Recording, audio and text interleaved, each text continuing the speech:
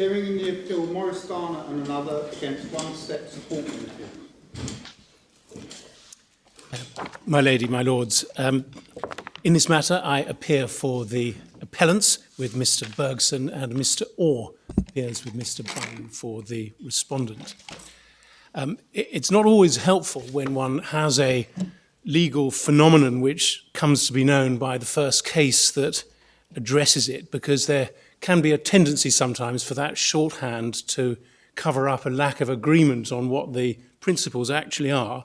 One thing that Mr. Orr and I have agreed on is the pronunciation of the case, which gives its name to this type of award. No, that is exactly what we were discussing before we came in. What's your agreement on it? Well, it doesn't rhyme with Gotham. We think it rhymes with Rutum, and is Rutum, in fact. And the reason we think that is, in my case, because I went to that invaluable resource, Wikipedia, and found that the original source of the estate of Rutum Park was a village in Kent called Rutum, and that was the ancestral home of the Byng family.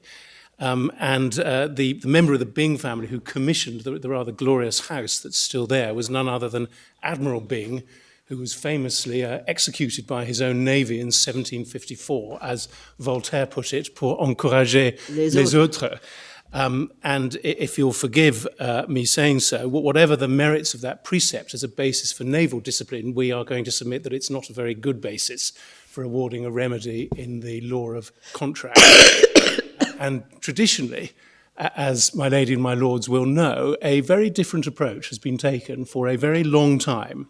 And if one had gone to one's solicitor or in-house counsel or city firm and asked what is the consequence in a breach of contract claim if the injured party cannot prove any loss, one would have been told there is no money claim. And conversely, if one were entering into a contract and asked one's legal advisor, what are the consequences if I do not perform an obligation? For whatever reason, if I get it wrong or if I decide I have some other opportunity, if forces compel me to break the contract, whatever the reason. The traditional answer in my submission is this, that of course you might be ordered to perform. The court might exercise its powers to grant specific equitable relief. But if you do not perform, then you will be under no liability if there are no consequences for the other party, no consequences that the other party can prove have caused it financial loss. That is an argument that begs the question, yes. Isn't it? The whole question is what can be proved and how.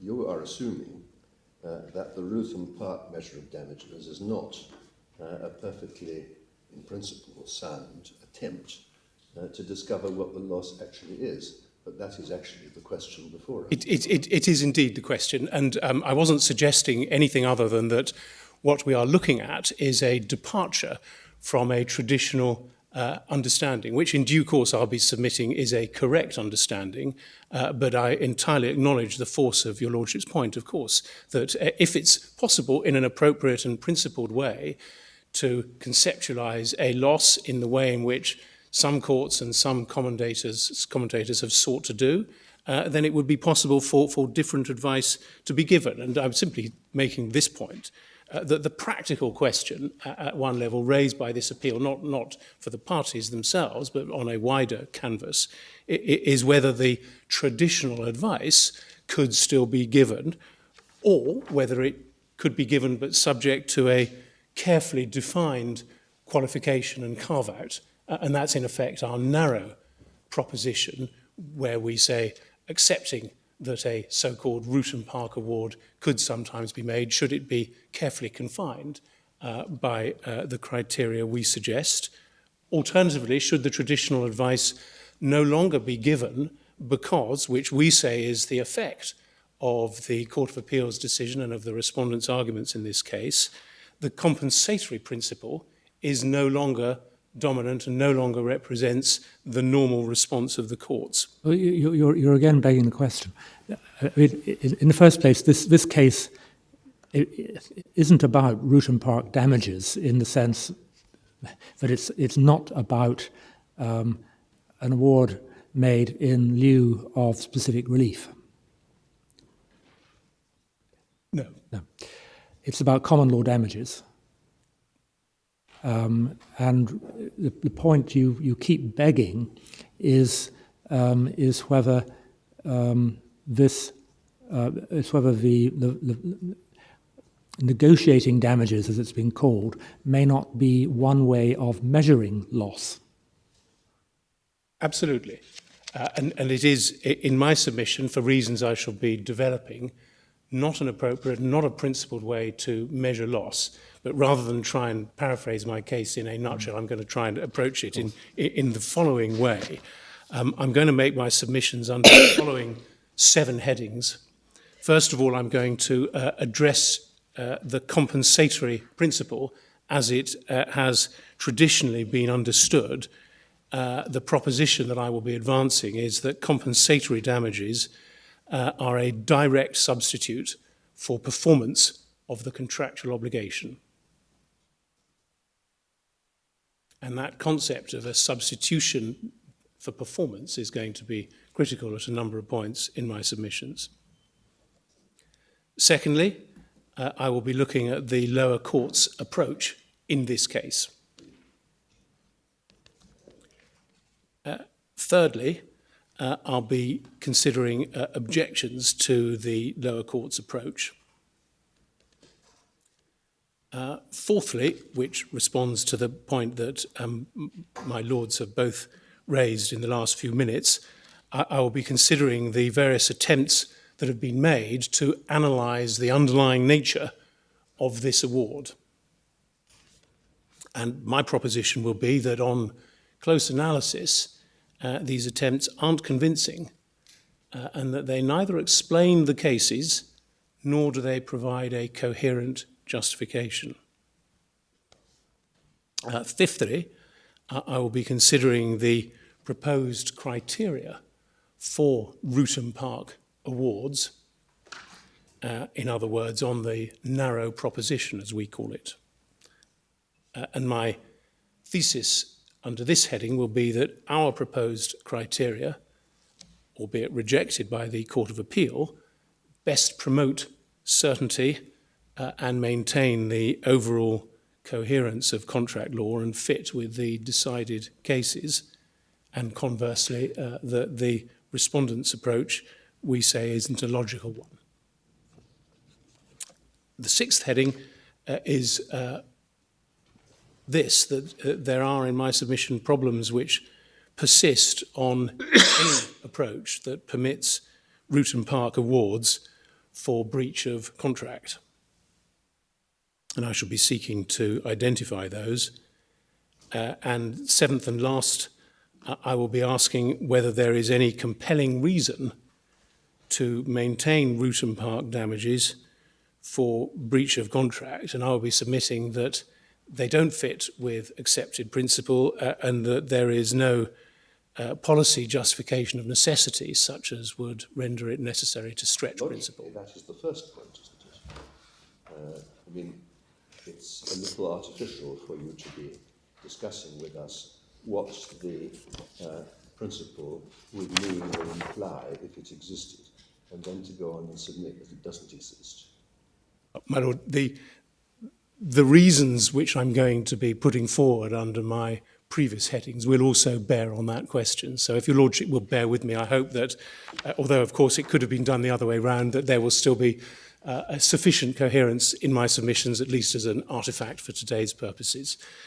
And behind these legal issues obviously stand real people, as I know the court is well aware, but I would like just to say a few words about the situation in which I submit my clients, Karen and Andrea Morris-Garner, find themselves before we enter into the thickets of the legal debate. As your Lordships and my Lady will have seen, in December 2006, Karen Morris-Garner, who had originally set up the business but then sold half of it to the Costello family a few years earlier, sold her half share of the business. She sold her 50% shareholding in the One Step company.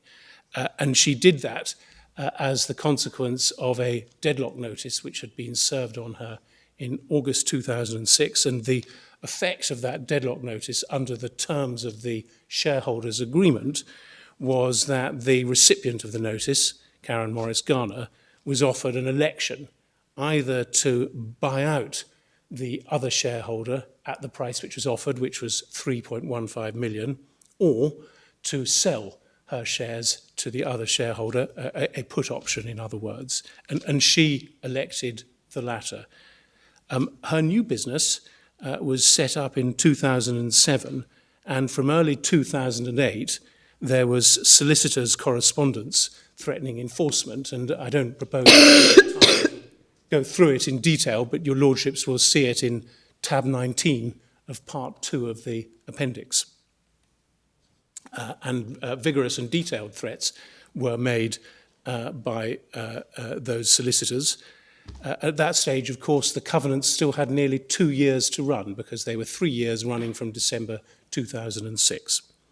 Now, Ms. Morris-Garner didn't deny the new business in any way as a fact, but what she did was to contend in the event, mostly unsuccessfully after the decisions of the High Court and Court of Appeal, that she was not in material competition, that the new business had features which distinguished it from the old business. In particular, she said, we provide domiciliary care, whereas you, One Step, aren't even registered to provide domiciliary care, that being a requirement if you want to provide it.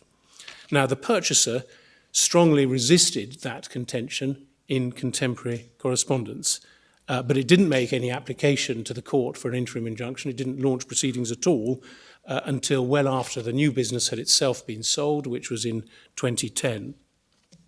And the appellants now acknowledge, as they must, that they must pay for any foreseeable loss which the covenantee can establish flowing from the establishment of the new business. Covenantee does not want to try and establish such loss, even though its pleaded case set forward a shortfall of profit said to be over £1 million per annum, allegedly due to the new business. And instead, the claimant, the respondent today, has selected the option which the trial judge gave it of damages based on the value of a hypothetical bargain, as my lords have observed, releasing the appellants from their covenants. Now, the price that was received, as I mentioned, was 3.15 million. The claim for this hypothetical bargain is put at between 5.6 and 6.3 million. So that is, in other words, effectively double the price that was received. It's also double the amount assessed by the claimant's own expert as the amount of loss caused, that's to say orthodox loss, even on the assumption which it's accepted is unrealistic that all of the sales made by the new business would have gone to the old business, and that's noted at paragraph 127. None of this has been decided yet, so the end result may well be that the court finds that even applying a root and part basis, the figure is too high. Of course, and the Court of Appeal, as my lord no doubt has seen, commented to that effect.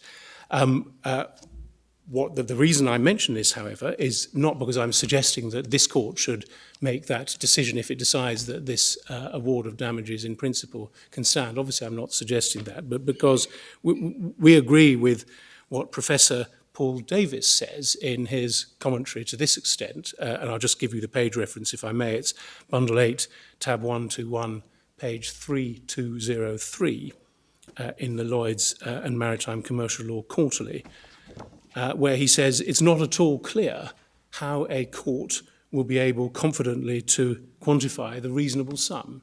And put in pragmatic terms, whilst many people would have the reaction which I submit is an appropriate one, that even if this isn't a damages award that's available in principle, it seems too high.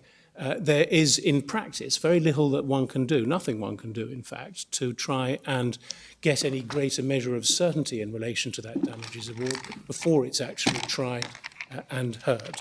Mr. Baer, you've mentioned the fact that the trial judge gave the respondent an option which it exercised in favour of Rootham Park.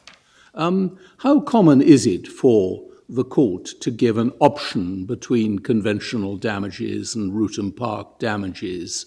And by giving an option, was the judge accepting that it would be possible to proceed upon the normal compensatory basis?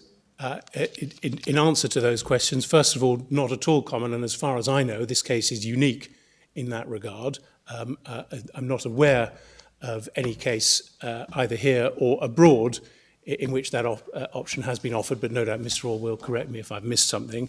In answer to the second part of my Lord's question, we say implicitly yes, the judge was accepting that, and Lord Justice Christopher Clark, in his judgment, expressly accepted it. If I could just remind your lordships of the passage where he says at page 148 of the core volume, I'm using the bundle pages throughout, paragraph 122 of his judgment with which Lady Justice King agreed. Second sentence, whilst there may not be insuperable difficulties in putting forward some sort of case, there would seem to me to be very real problems, etc. You normally have an election between two alternative bases when they are conceptually inconsistent. An example is the obligation to elect between recovering damages for a transaction made ineffective on a loss basis or an expenses thrown away basis. They are conceptually inconsistent. You can't have both in this elect. But if the Rootham Park basis is, in fact, conceptually a method of trying to quantify an actual loss, then there is no inconsistency and no place for election. No, and it would be different from, say, the other example that springs to mind of electing between an account of profits and damages in relation to a bribe, for example, familiar terrain. The underlying point may also be that it is, again, as a number of commentators, including Professor Davis, have suggested, for the court to decide what is the appropriate remedy, and that this election that was offered, it was inappropriate in that respect as well. If I can just finish off what I was saying by reference to the quantum of the award, obviously accepting that evidence about it wasn't taken at first instance. It would be for phase 2 of the trial if we ever get there. But my submission is that this, first of all, that it's very undesirable to have, as we will see exemplified in other cases when we look at it, a situation in which the quantum of the award is extremely difficult to assess, even within orders of magnitude. That's inherently an undesirable aspect of contract law, which always aims towards providing certainty towards the parties. And further, that this uncertainty, this radical uncertainty, is not only something which is detrimental for promisees, but reflects underlying features or attributes of the Rootham Park remedy itself and of the reasoning, or with respect we say lack of reasoning on a close analysis, which underpins it. In other words, this isn't an accident, it's not a product simply of a greedy claimant, but it is something which flows in a fairly predictable way, as the cases bear out, from the nature of the relief and from the assessment exercise which the court is asked to undertake of speculating about these hypothetical and indeed fictional negotiations between two parties whose interests are completely at odds. Oh, I mean, I haven't yet looked at the basis of their claim, which you say comes up to 5 million on.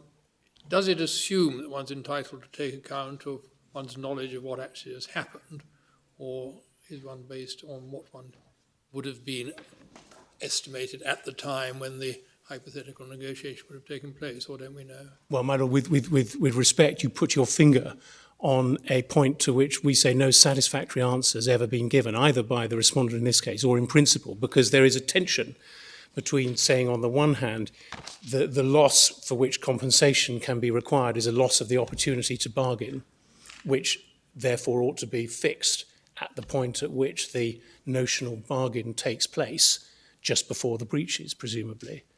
And on the other hand, saying, as the cases do say, you can look at subsequent events as well. Yeah. And that caveat, in my respectful submission, is unprincipled. I mean, one can see why it's made, but it's a fact. One needs to be clear which ones do it. And there's something called the Bulfer principle, after the Bulfer Waterworks case, where it says, why speculate when you know?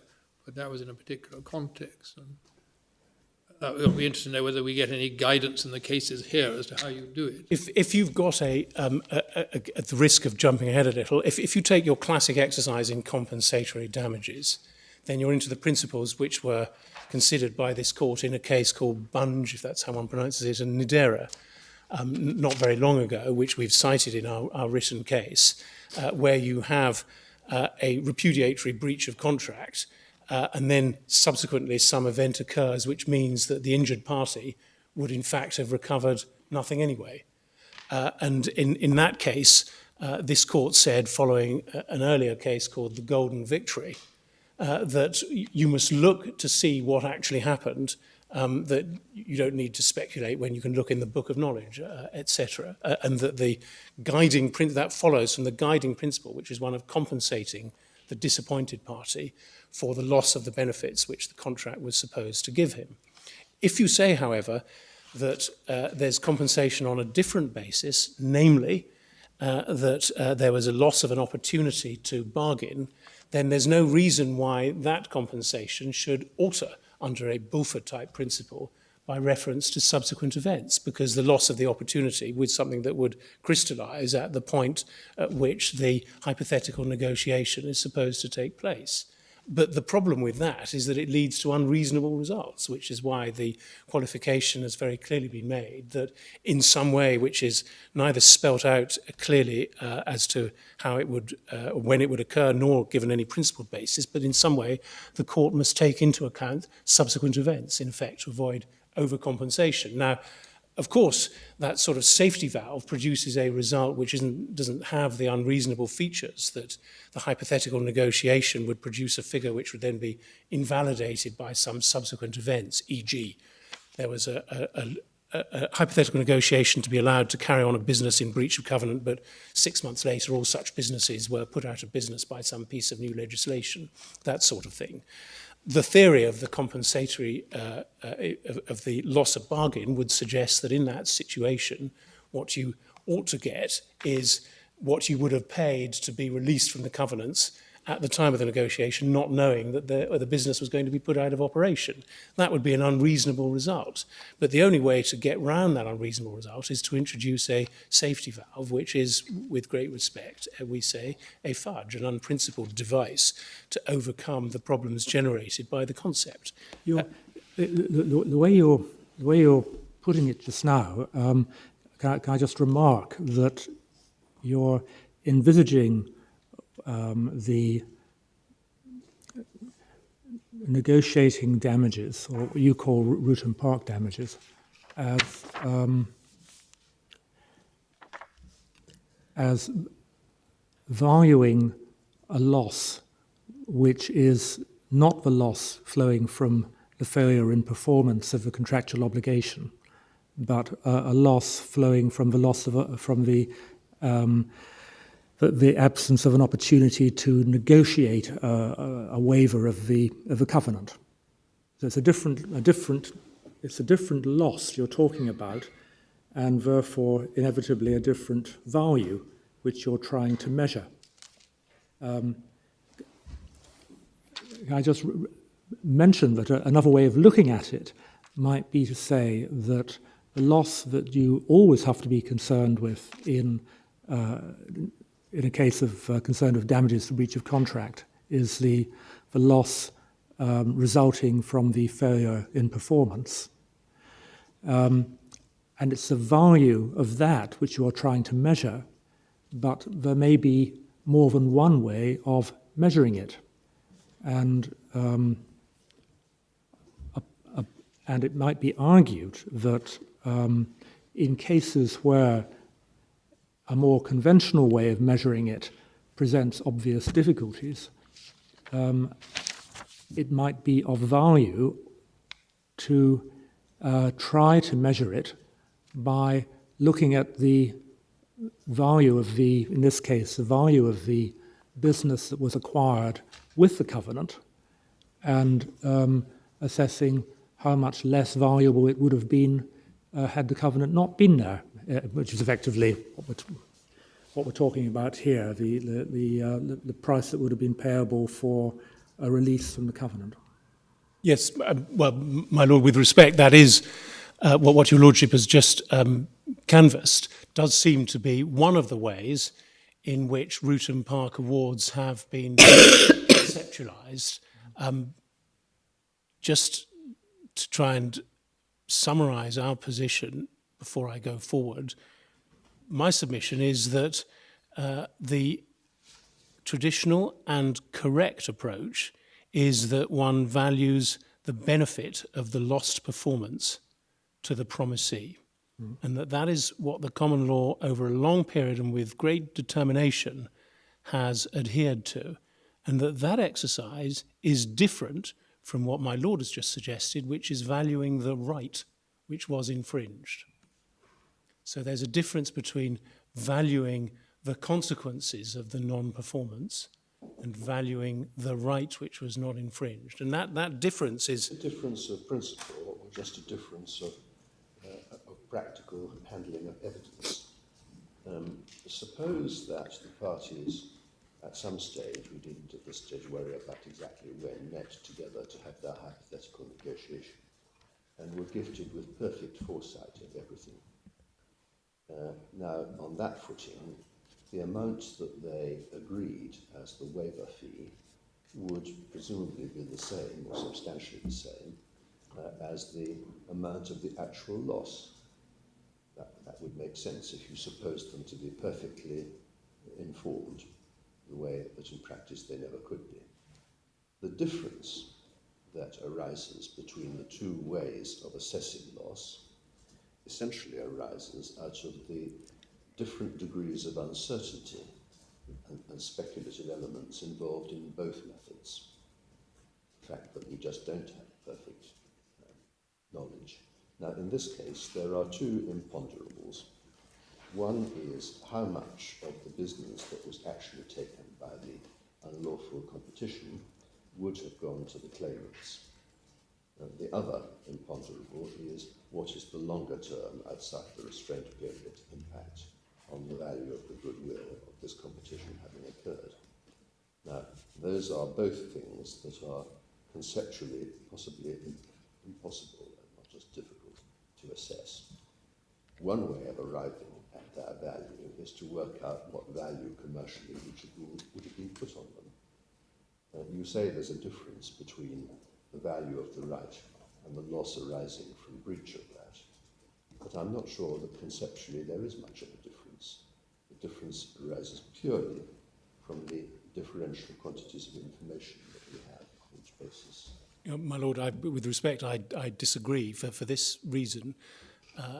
There's a difference between saying I'm going to value the lost performance on the one hand, and I'm going to value an agreement to be released on the other. So the one is valuing what the benefit would be of performance, and the other is valuing the opposite of performance, which is an agreement to be discharged from performance.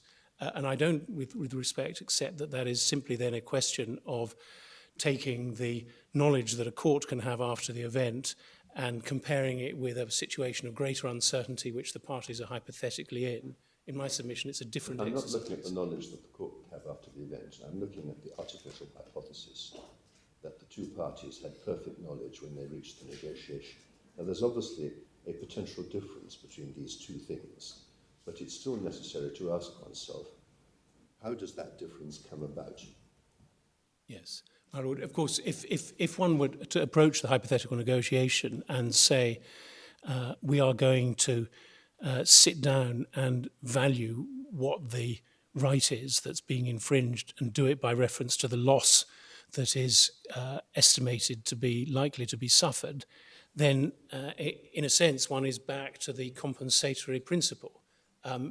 It's been pointed out on a number of occasions that the exercise of valuing the right that's infringed is a circular one. Ultimately, one ends up by saying, well, what value does the court place on the infringement of the right? And if the value that the court places on the infringement of the right is what I call the compensatory principle as it's traditionally been understood, then you are back to where you started. In other words, you are looking at a negotiation around the possibility of orthodox compensatory damages. And that brings me to the first heading in my submissions, which is perhaps where I can pick it up from the printed case at page 67 of the core volume, where we set out the very familiar statement in Robinson and Harman, which has been repeatedly applied. Where a party sustains a loss by reason of a breach of contract, he is, so far as money can do it, to be placed in the same situation with respect to damages as if the contract had been performed. Now, in my submission, that is something different from what the award of damages we're considering here does. And turning over the page, we've given your lordships various expressions of approval of that over many years, set out in the footnotes. And we say in paragraph 24 that the critical feature then is that the loss for which compensation is awarded is by reference to the performance of the contract. And the aim of a damages award, as Baron Park saw it, was to provide a direct money substitute for the benefit of that performance. And we also say that this then drives other principles which we've collected in paragraph 24, the first of which is crystallised by the High Court of Australia in a case called Amman Aviation, that the corollary of the principle in Robinson and Harman is that a plaintiff's not entitled by the award of damages upon breach to be placed in a superior position to that which he or she would have been in had the contract been performed. So if one just runs the exercise here, let's assume the contract is performed and the defendants in this case don't set up their competing business. On that basis, you look to see what the difference is in the position of One Step. If One Step can't show that its financial position is any different, then there is no loss, and the performance of the contract would have made no difference to the actual situation. And that is the traditional view. If you award a sum of damages, whatever you call it, Root and Park or anything else, if you award a sum which goes beyond the award of nominal damages in that situation, then you are affecting, in my respectful submission, a departure and a radical departure from the law of contract damages as it's been understood for a very long time. Now, the award of damages in terms of the assessment of loss of trade and impact of that kind is something which has often been considered by the courts, and we have summarised that in paragraphs 25 and 26 of our printed case. And there are a number of principles that have emerged, or if at any rate, approaches. The first important one is that the fact that there are difficulties in the assessment of compensatory loss, using compensation in the sense that I do, the fact that there are such difficulties is no reason for the court not to make an award of such damages, nor does it mean that such damages are inherently inadequate. And there's a long line of authority in which compensation in the sense of consequential assessment of the impact of the wrongdoing has been applied to loss of business. One of which is a case called Devonish, which we mention towards the bottom of page 69, and which maybe I could ask you to look at briefly. It's in folder 1 of the authorities, divided 3. Page. It starts at page 562, my lady. Thank you. And Devonish wasn't a contract case at all. It was a claim for damages arising out of a cartel, so-called follow-on damages, where there'd been a finding by the commission that there had been a cartel, and the particular claimants suggested that they had suffered as a result, but they sought various forms of relief, including an account of profits. And their argument was that a claim for compensatory damages was inadequate, and that therefore, both as a matter of domestic law and in any event of community law principles of effectiveness, they were entitled to the remedy of an account of profits. And that claim failed both before Mr. Justice Lewison and the Court of Appeal. And the reason that it failed was because both of those courts held that compensatory damages, in the sense in which I'm using it, the loss that flows from the breach of the obligation and the impact that that has, if any, on the position of the claimant, those compensatory damages were held to be an adequate remedy. And the reasoning of the court is of relevance in relation to our case as well. I could ask you to go to page 579 of the bundle, please, in the judgment of Mr. Justice Lewison, which was upheld on appeal. He's cited before that a case which is quite often mentioned in these sort of debates, which is a patent case called Watson-Laidlaw, where Lord Shaw gave a remedy for the infringement of a patent consisting of the amount that would have been paid by way of royalty had the infringer chosen to seek a royalty rather than just go ahead and infringe the patent. Paragraph 29, Mr. Justice Lewison says this: the principle underlying the assessment of damages is that of restoration. In other words, in a contract case, restoration into the position in which he would have been had the contract been performed. Second, the restoration by way of compensation is often accomplished by sound imagination and a broad axe. Those were the vivid phrases used by Lord Shaw. And as Mr. Justice Lewison says, this is true no less in claims for financial loss than in claims for personal injury. And he says, whatever method of assessment is followed, its object is the same, namely to get back to the position in which the victim would have been if the wrong had not occurred, even where its user damages. And lastly, it differs from and is inconsistent with an account of profits whose object is to strip the wrongdoer of his personal gains. And then he goes on to say the common law has also taken a pragmatic view of the degree of certainty with which damages must be pleaded and proved. And he cites a case called Ratcliffe and Evans, where there'd been a malicious advert that somebody had ceased business, and there'd been a general evidence of a downturn in trade, no evidence of the loss of any specific customer, and that was upheld by the Court of Appeal, saying that to insist upon more precise pleading and proof at the end of the quotation would be, in Lord Justice Bowen's words, the vainest pedantry. And in that case, as Mr. Justice Lewison went on to say at paragraph 31, an award of general damages is regarded as sufficient to provide adequate compensatory damages for the wrong suffered, even where, at least in theory, the damages could have been the subject of more precise quantification.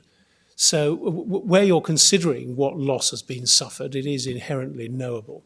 And that is something which the court can aim to assess, even if in some cases the quality of the evidence and the nature of the exercise means that there will inevitably have to be a broad axe applied. But the theoretical target is something which is knowable in principle. And are you going to return to the intellectual property cases? I mean, one of the better known of them was Watson-Laidlaw is cited in this decision. But in intellectual property, it is absolutely routine to assess damages, particularly for trademark infringement and patent infringement, by reference to the cost of a hypothetical license. Yes. The copyright is a slightly more difficult question because not all copyrights are commercial copyrights as opposed to disguised privacy disputes. But on the face of it, your objections to the root and part basis of damages would apply equally in one area where this is a very well-established way of assessing loss, namely intellectual property infringements. Well, in my submission, not so, because they're dealing with property rights, and whether it's intellectual property or tangible property, I acknowledge entirely that it's well established that you can get user damages, as they're called, of which the royalty case is an example. It's worth inquiring why, isn't it? I mean, of course, you're right to say that a patent or a trademark is a property right, but that's not the feature of it that justifies this particular approach. They present exactly the same issues as this case does. Whenever you have, for example, a patent infringement, the loss is going to be the amount of, it's essentially a cause of action for pinching somebody else's business, which is what a restraint of competition clause is also about. So you're actually concerned with very much the same practical commercial problem of assessment, and this is a routine way of doing it. But my lord, with respect, of course, you're concerned with it not through the prism of a set of contractual obligations, and that, in my submission, does make all the difference. And that's why the sort of damages which were awarded by the Court of Appeal in this case do represent a departure. And if it happens in this case, then there is no basis for confining it, and it will spread to a large number of other cases. And that will be, it may be a correct thing to do, but what can't be gainsaid in my submission is that will be a major development. What is the difference between the proprietary and contractual rights that just, if you say it makes all the difference that it's proprietary, why? Yes, I'm going to come to that. Can I start by, I hope not rashly, with your lordship's own judgment in Bunge and Nidera. It's never rash to turn to one's own judgment. Well, I don't know, because I wonder if your lordship's going to tell me that there's some hidden mystery that I've failed to see. It's volume 2, page 1083, tab 20.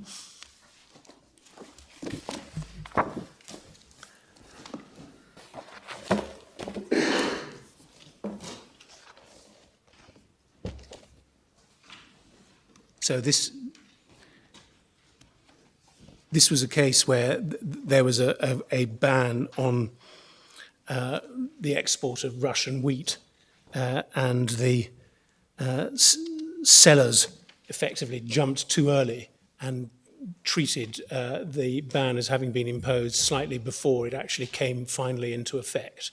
And when they did so, the buyers treated that as a repudiatory breach and said, we are entitled both at common law and under a standard clause in GAFTA terms to crystallise the loss at that particular point. And the fact that the contract could never have been performed anyway doesn't matter, because in effect we got in under the wire, and that was rejected by this court. And if we could go forward to 1091 of the bundle, please.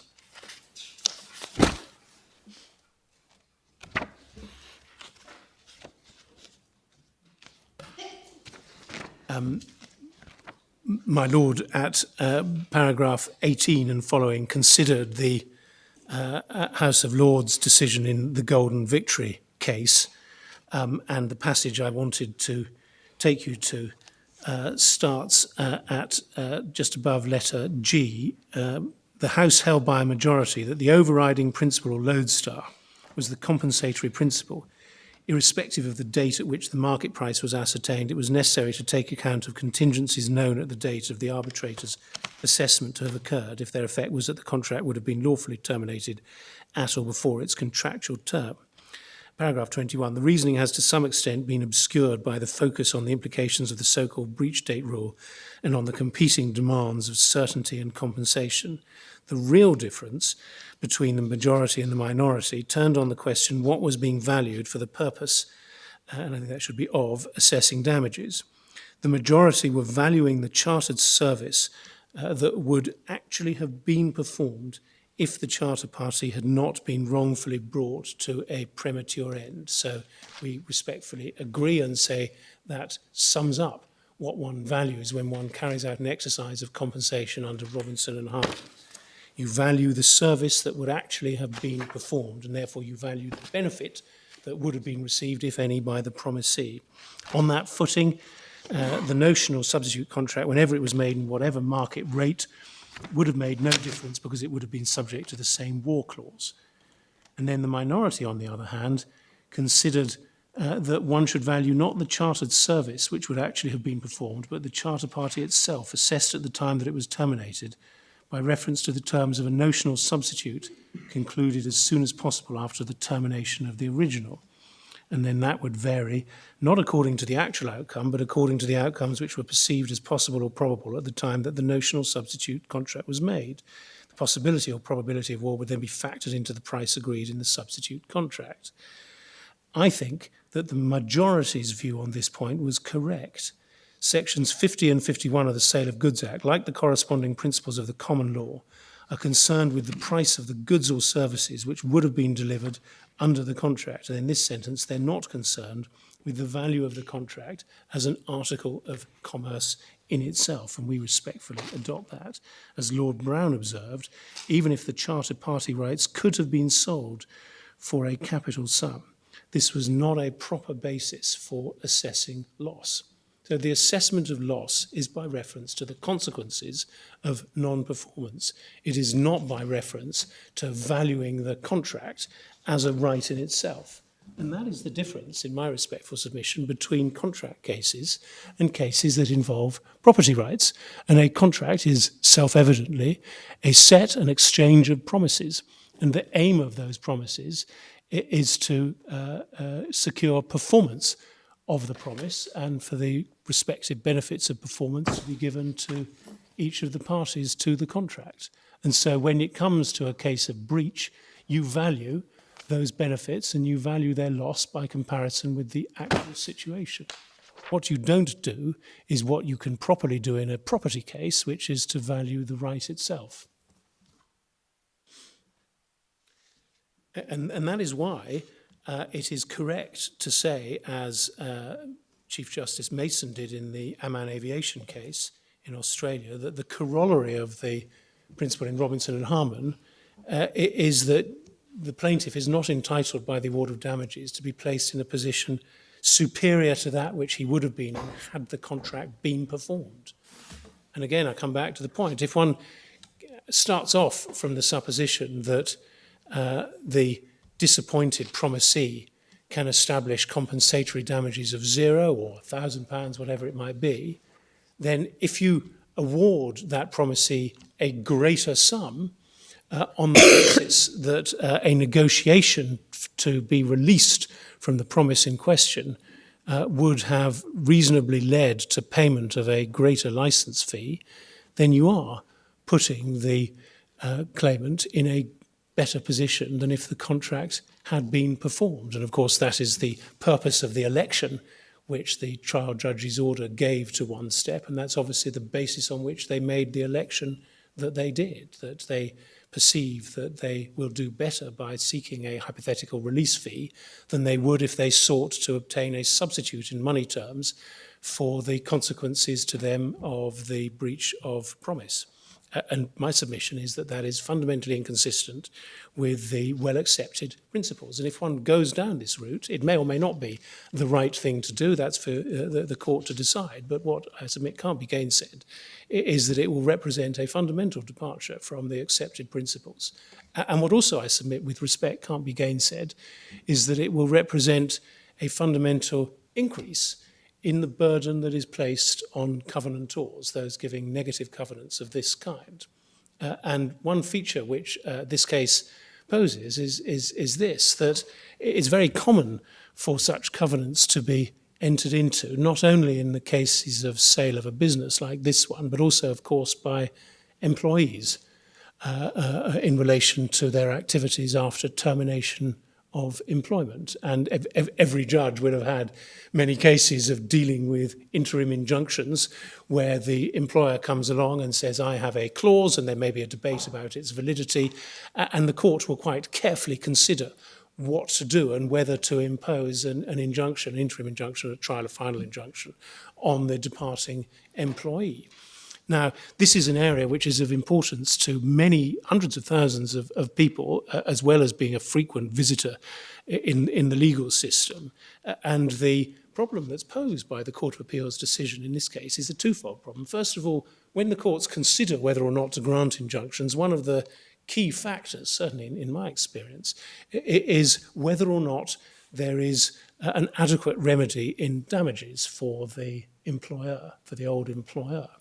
And one of the things that is very often said is, well, even in a case where there may be a defendant with means, e.g. if there's the new employer standing behind the ex-employee, the remedy in damages isn't a good one because it can be quite difficult to assess what is the consequence of somebody joining a competitor when he or she shouldn't do so. And that is an argument which often finds favour and on countless occasions has motivated the courts to grant injunctions enforcing the terms of the covenant. What you have in this case under the Court of Appeal's decision, however, is the availability on quite a broad basis, whether it's the Court of Appeal's basis or the compensatory theory more directly, of a substantial money remedy which does not depend on being able to overcome difficulties of proof in showing loss flowing on the normal compensatory basis. You've got a Root and Park Award, which can now be held over the head of the departing employee. And in my submission, if your lordships uphold this decision of the Court of Appeal, your lordships will be making that available in a great many of these cases, and your lordships will thereby be adding to the burden of these employee covenants. And that would be a very difficult, you would also be doing something which implicitly was inconsistent with the basis on which many injunctions were granted. And this was a point that was put to the Court of Appeal, and the answer of Lord Justice Christopher Clark was, well, the comparison that is made by the court when it considers an interim injunction is only to look at ordinary damages, compensatory damages, but with great respect, that's not a very principled answer because from the view of the parties, if there's a large money award to be had, it doesn't really matter what label you give it. And from the point of view of the ex-employee, what this decision will represent is a substantial increase, I say, in the burden of these covenants. And that's an area which the courts have always been very keen to police quite carefully, in particular, of course, by looking at the strength of the restraints and the appropriateness of the restraints and so on. But whilst that obviously goes to the substantive nature of the prohibition, just as important for the employee is what the backstory will be if he or she is found to be in breach. And also just as important is a point which was made by the House of Lords some time ago and which was adopted by Lord Justice Simon Brown. It's cited in our printed case at page 99 of the core volume.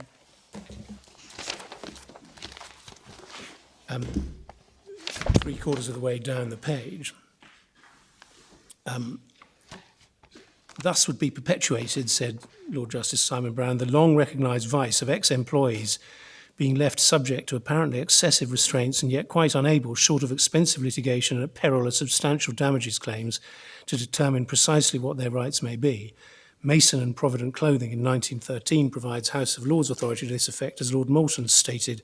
It must be remembered that the real sanction at the back of these covenants is the terror and expense of litigation, in which the servant is usually at a great disadvantage in view of the longer purse of his master. And my respectful submission, that's just as true today as it was in Edwardian times, perhaps even more true, given the costs of modern litigation.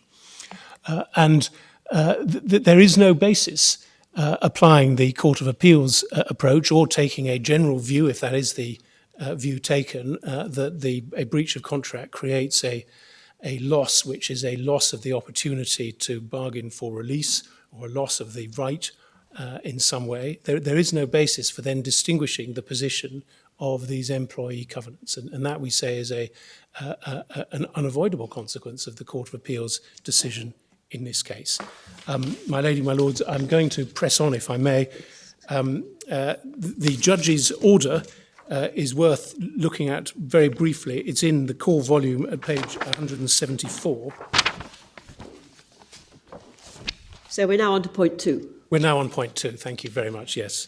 Well, I like to number these points and know where we are. Absolutely. I will try and follow that precept. 174, paragraph 5 of the order. We say this shows in a nutshell the contrast between what's being done here and the ordinary Robinson and Harman approach. Damages to be assessed on a root and part basis for such amount as would notionally have been agreed between the parties acting reasonably as the price for releasing the defendants from their obligations, or alternatively ordinary compensatory damages. The reasons why Mr. Justice Phillips reached that we can find in the core bundle at page 201.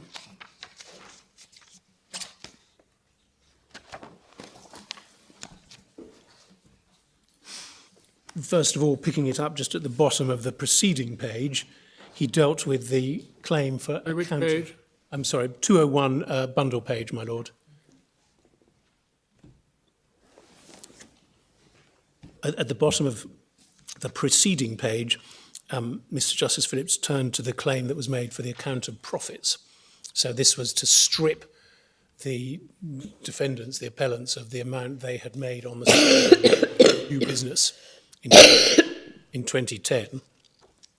And at paragraph 103, he says that whilst the defendants appear to have planned to start a competing business even before they entered the covenants and thereafter breached them thoroughly and with at least some degree of deliberation, particularly in relation to the first defendant's use of confidential information, the breaches were relatively straightforward and unremarkable.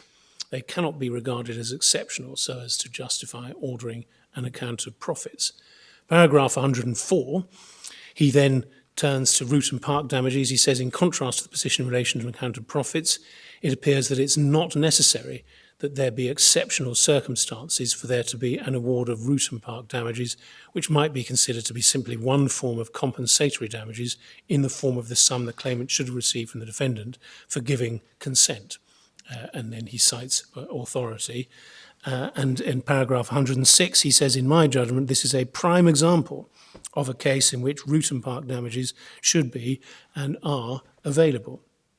The defendants have breached straightforward restrictive covenants in circumstances where it will be difficult for one step to identify the financial loss it has suffered by reason of the defendant's wrongful competition, not least because there was a degree of secrecy in the establishment of positive relations business which hasn't been fully reversed by the disclosure process. In my judgment, it would be just for one step to have the option of recovering damages in the amount which might reasonably have been demanded in 2007 for releasing the defendants and their covenants, not least because the covenants provided the restraint was subject to consent not to be unreasonably withheld. And that's the total of the judge's reasoning on this point. So he holds that it's not that these are relatively straightforward and unremarkable breaches. They're not so exceptional as to justify an account of profits. He says that there isn't a test of exceptionality for root and park damages, that they are a form of compensatory damages.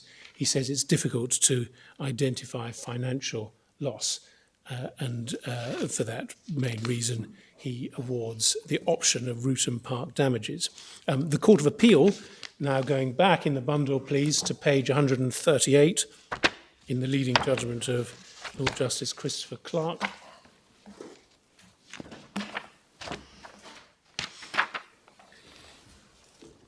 If we could pick it up at paragraph 82, where he summarises the judge's judgment.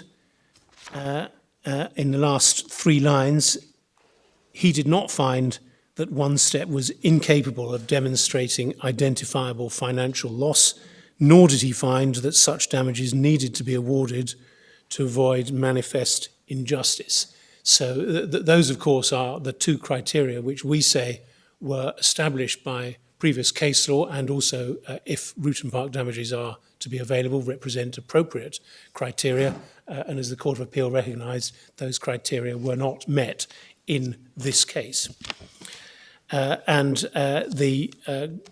we then go forward to paragraph 119, please, on page 148, top of the page. I think, isn't that second last sentence in paragraph 82 directed towards what had been said by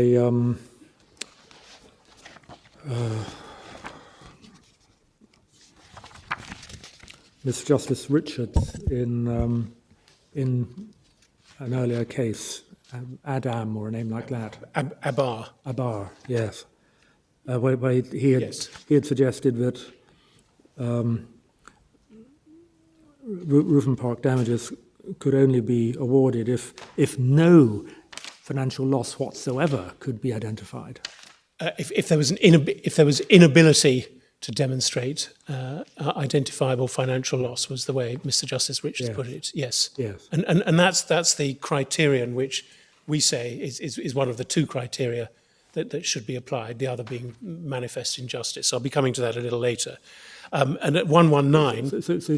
So if it's possible to demonstrate some loss, because you can produce one customer who says, I would have otherwise have gone to you, but you can't demonstrate the extent of your loss reliably by evidence of that kind, then you would fail the first of Mr. Justice Richards' tests, but do you say that would be covered by the second, the manifest injustice? Well, I say they're cumulative criteria. They both need to be satisfied. The approach that the Court of Appeal took, which has... So both need to be satisfied? Yes. So the answer to my Lord's question is that would fail. If one person could be established, yes, one customer, then that would... Indeed. Well, it's not even in my respectful submission whether just one person could be found. It's whether it's the kind of case where, in principle, it is possible to demonstrate financial loss in the circumstances of the case. But I'll be coming to that when we look at the criteria. Are we talking about demonstrating that there was financial loss or demonstrating the quantum of loss? I think what's being spoken about is whether in principle, in the circumstances of that case and that breach, there is financial loss which is identifiable. Now, it may be that you then fall short of the evidence, that you can't actually get the evidence, but that doesn't mean that it's not an identifiable financial loss case. So it's different from quantifiable. Yes, it's different. It's different from the precise quantum, and the common law has very clear principles that you can take a broad approach to the assessment of quantum. You can have a guess. You can make an informed estimate. Yes. Judges never guess, my lady. What Lord Justice Christopher Clark said was the test was put, we say, in a much more broad brush way, and intentionally so, and we say that's wrong, with great respect. Paragraph 119, the judge concluded that an award of damages on the Rootham Park basis was the just response in this case. That was, as it seems to me, the correct test. Start of 121, he says,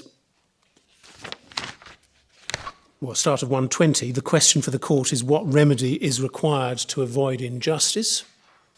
Start of 121, what is the just response is quintessentially a matter for the judge to decide.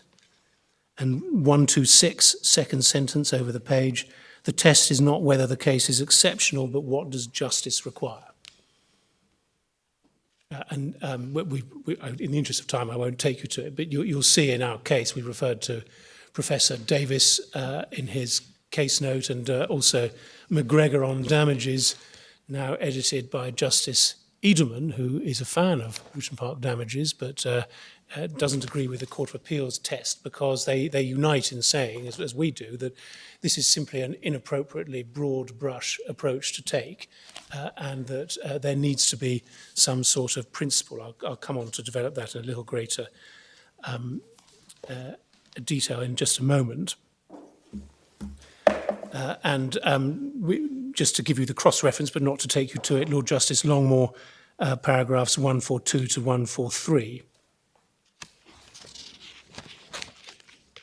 There is a debate between Mr. Orr and myself as to whether or not the Court of Appeal in fact had a more precise test. As I read his written case, he says that the Court of Appeal applied a criterion that the route and park damages should be available where it was difficult to assess compensatory loss on ordinary principles. We say that's not a correct reading of the Court of Appeal's approach. The Court of Appeal simply took that factor, namely difficulty of assessing damages, into account, or said it was, to be precise, it was legitimate for the judge to have taken it into account in his multifactorial assessment of what was the just response.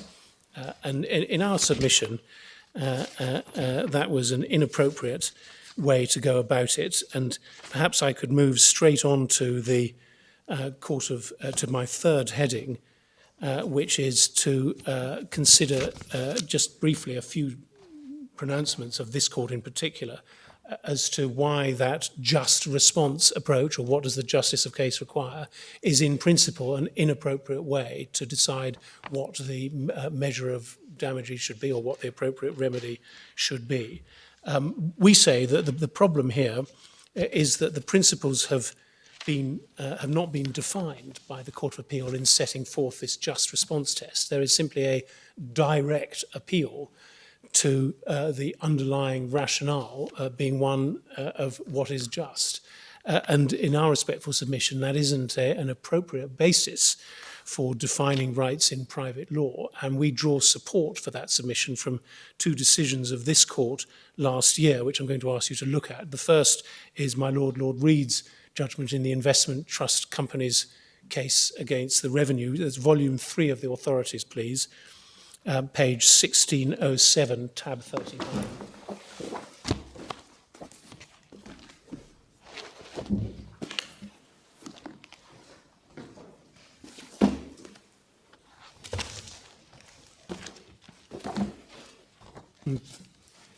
I'm going to go straight to paragraph 37. We've given you only extracts from the decision.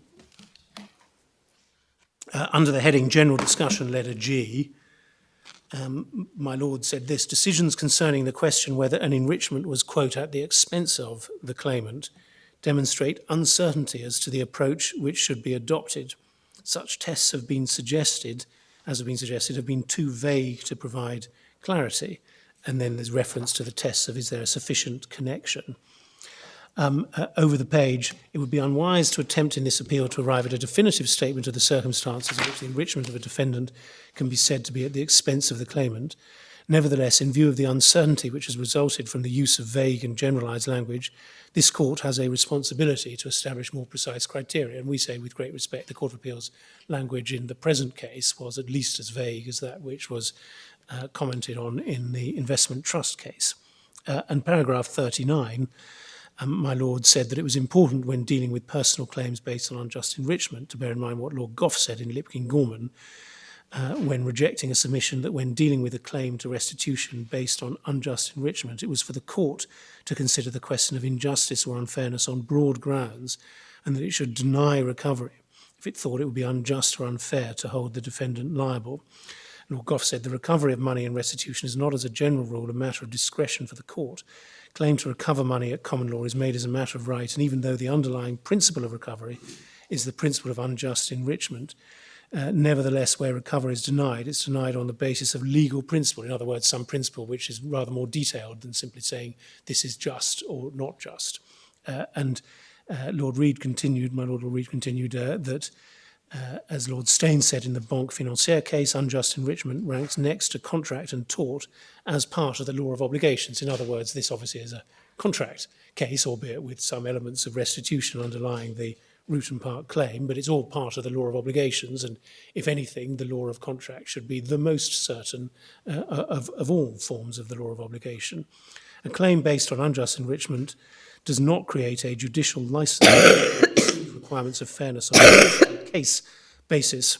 Legal rights arising from unjust enrichment should be determined by rules of law which are ascertainable and consistently applied. And again, in my submission, with great respect, the Court of Appeal's just response test doesn't do that, and there's a chorus of commentary which I won't repeat in the interest of time, but which we have summed up and noted in our printed case to the effect that the Court of Appeal's decision doesn't provide the necessary certainty. It's at pages 84 to 86 of our case. Now, we also draw support from the case in Swinson, which was decided at the same time as Investment Trust, and my lords will find that in volume 5, please, of the authorities.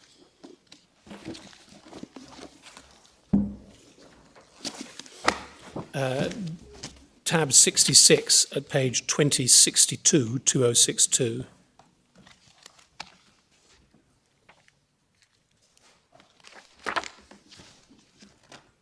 In paragraph 11, my Lord Sumption, delivering the judgment of the court,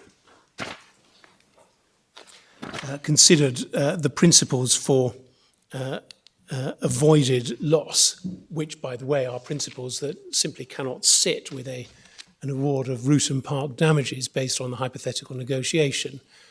Because if you avoid loss, you don't have to pay compensatory damages, and there's no way, we say, to bring that in to a hypothetical loss of bargain approach.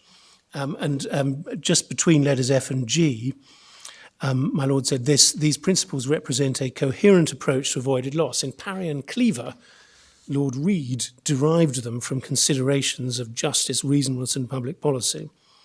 Justice, reasonableness, and public policy are, however, the basis on which the law has arrived at the relevant principles. They're not a license for discarding those principles and deciding each case on what may be regarded as its broader commercial merits. Now, just pausing there, one's got here a theory which we say is wrong, but which is obviously needs to be considered, that root and park damages can be juridically justified as the loss of an opportunity to bargain for a release fee. But if that is so, then that's going to apply to every breach of contract, or every breach of contract would therefore be something which could have been negotiated away by discharge of the obligation in advance.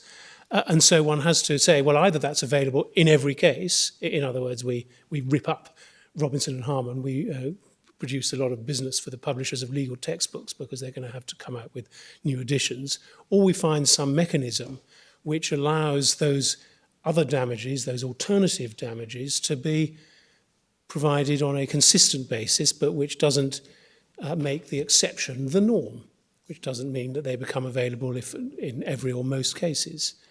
And the difficulty is that the Court of Appeal has not been able to do better than say this is the just response, and that doesn't seem to fit with the approach which this court, in my respectful submission, has so powerfully advocated, namely that the courts, the appellate courts, have got a responsibility to lay down criteria which may ultimately be derived, one hopes, from justice, but which aren't themselves simply a naked appeal to the individual judge's sense of justice. The same point, I just give you the cross-reference in paragraph 22 of Swinson, my Lord Sumption again said, the law of unjust enrichment is part of the law of obligations, it's not a matter of judicial discretion, and cited my Lord Reed in the investment trust case. So this court has taken care to remind us all that it is necessary to have clear principles. We've given in our case at paragraph 49 examples of a similar approach, that is to say, not seeking to base the law of obligations directly on a consideration of what is just and fair, but deriving some more detailed principles in relation to implied terms in contract and the suggestion of a remedial constructive trust. So I note that and won't take you to it. I'll just briefly mention one other example because it's put forward as a counterexample by Mr. Orr, which is the law of frustration, the circumstances in which a contract can be discharged by frustration. Mr. Orr says, I'll just give you the cross-reference, paragraph 148, subparagraph 2 of his printed case, that this is an example where private law rights and obligations do depend directly on an assessment of what justice requires. And he cites a judgment of Lord Justice Ricks in a case called the Sea Angel.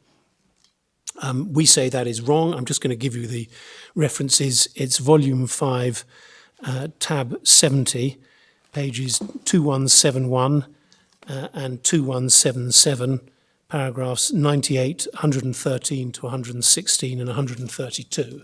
And Lord Justice Ricks makes it quite plain that there are specific tests in the law relating to frustration, not merely a direct appeal to what the judge considers just on the facts of the case. So our first point There's also a problem in that simply because it's difficult to estimate damages accurately doesn't mean to say that the estimate that's made is an unjust award. No. If you think about, courts are regularly having to estimate future earnings of children or young people who've been injured, and that has to be done using Lord Shaw's broad axe. But it doesn't mean to say that those awards are unjust. Exactly, and so there is a fundamental inconsistency between the approach that the respondent takes here and the approach which is applied up and down courts of this country every day. And one can think of many other examples where the courts have to make an estimate, and in the words of Baron Park, so far as money can do it. So equally, if one loses a limb, at least with loss of earnings, you're dealing with something which, in theory, could be known if one had all information available, but you have to put a money award on the loss of a leg. How do you do that? But it doesn't mean that it's unjust to do that. One might also say that the difficulty of assessment only becomes all the greater when you then look at a Rutan Park Award, which involves a fictional negotiation in which one of the factors is itself a consideration of what the parties would have estimated might be lost from the putative breach of contract. So you don't... I mean, this is maybe an important area, is the conventional approach requiring or giving rise to much greater difficulty than the quantification of the Rutan Park damages. You've got so much ground to cover before 2:30, Mr. Bear, but speaking for myself, I think at some stage, privately, I would like to read the respondent's expert report on the Rutan Park quantification, if that's in the bundles. It is in the bundles. Could you give a reference at some stage Yes, convenient to yourself? Certainly, I will do so. And perhaps just before we break. Thank you. But I'm also going to heed your lordship's wise warning about the time and press on if I may. Well, we must restrain ourselves to enable you to finish. I'll just do what I can, my lady. Again, if you'll forgive me then giving some cross-references, the consequences of uncertainty are ones which we address in our written case at paragraphs 58 to 60, pages 86 to 87 of the bundle. But as well as the difficulties for defendants, which it may be said at one level they brought on themselves, there are system difficulties because once you open up the possibility of this kind of award, then it is going to be claimed in a great many cases, and that's going to bring in turn a lot of extra work for the courts. I'm not saying this should be determinative, but your lordship should be aware of it. What it means is that one will be getting requests for disclosure, for example, which are directed towards a Rutan Park award. But that's already the position, isn't it? Because Rutan Park is well established at Court of Appeal level. Well, it's not, my lord, with great respect, until this case, although it had been obviously given in the Experience Hendricks case, it hadn't featured as a regular basis of claim. And this case not only opens the door much more widely, but makes it, in my submission, entirely likely that one is going to see considerable demands made, both on litigants, their advisors, and the courts. I wanted to make just give you one further cross-reference for the difficulties that the Court of Appeal's broad brush approach poses, which is an article or lecture from the late Professor Burks. It's in volume 8, tab 116, in particular at pages 3067 to 8, 3074 to 5, and 3080 to 3081. 3067 to 8. Yes. And then your further references. You said 3067 to 8 and then 3074 to 5 and 3080 to 1.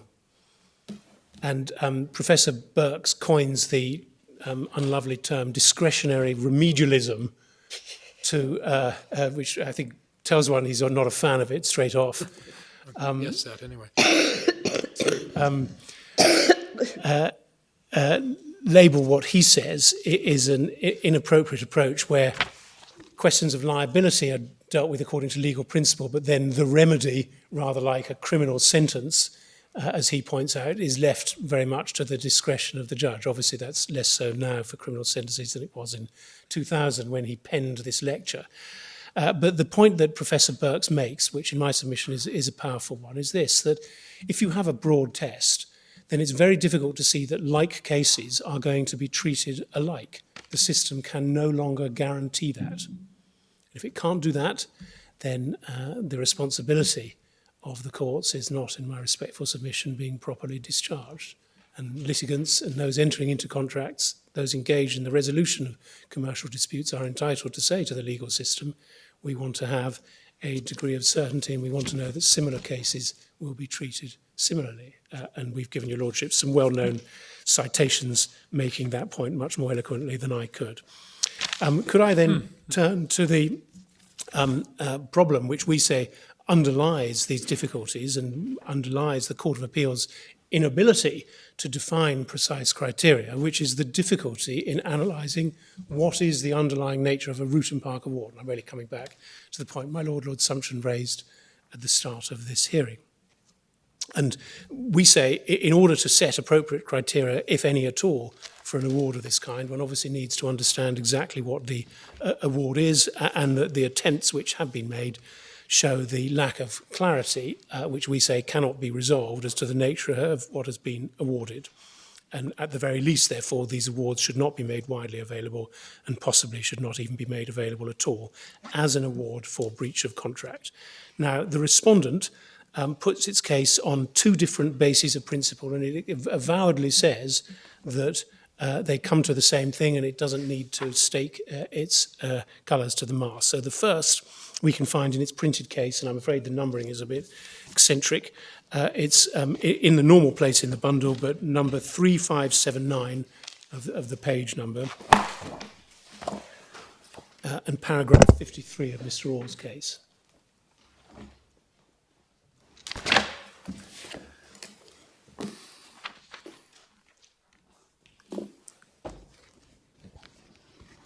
We're on to point 4 now. We're on to point 4. Once again, my lady's ahead of me. The first way in which the respondent seeks to define the principle that its preferred basis of damages is based on is in paragraphs 53 and 56, where it says that this is a form of compensatory damages, not of the ordinary type, because they're not quantified by directly measuring the actual difference in financial position. They're instead measured on an objective basis by reference to the release fee that would reasonably have been agreed. And the amount of that fee, they say, is what the claimant may be taken to have lost. And they say, over the page at paragraph 56,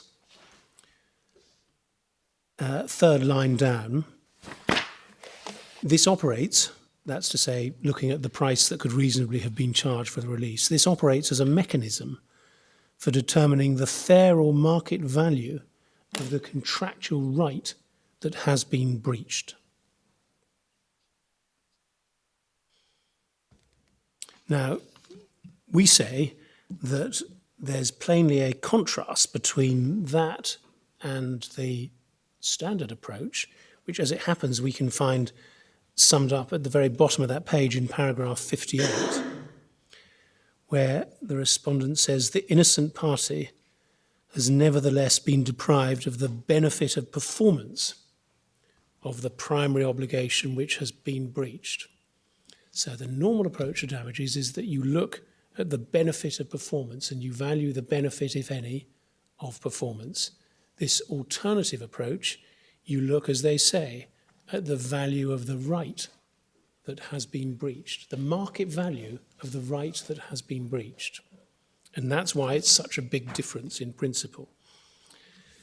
That's one of the ways in which they try and conceptualize their award. The second way is a restitutionary approach, and we can see that if we go forward in the bundle to 3589, paragraph 87. Where they say route and park awards may also be explained on a restitutionary basis. On this view, route and park awards are a form of restitutionary damages designed to reverse a wrongful transfer of value from the claimant to the defendant. And if we go forward to paragraph 90, that is set out in a little more detail. The benefit obtained by the defendant comprises the opportunity to generate profits from exploiting the right that he has appropriated by virtue of his breach. Accordingly, on a restitutionary view, route and park damages reverse the transfer to the defendant of the value of that opportunity, as opposed to the value of the actual profits that the defendant may go on to realise from exploiting the opportunity. And that is a thesis which has been put forward in particular by Justice Edelman wearing his Dr. Edelman hat, and that is noted at paragraph 98 of the respondent's case.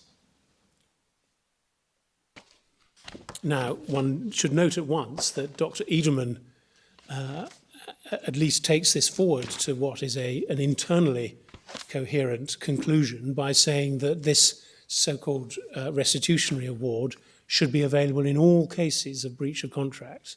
So he doesn't shrink from what I say is the inner logic of such an approach, which is that if you can define the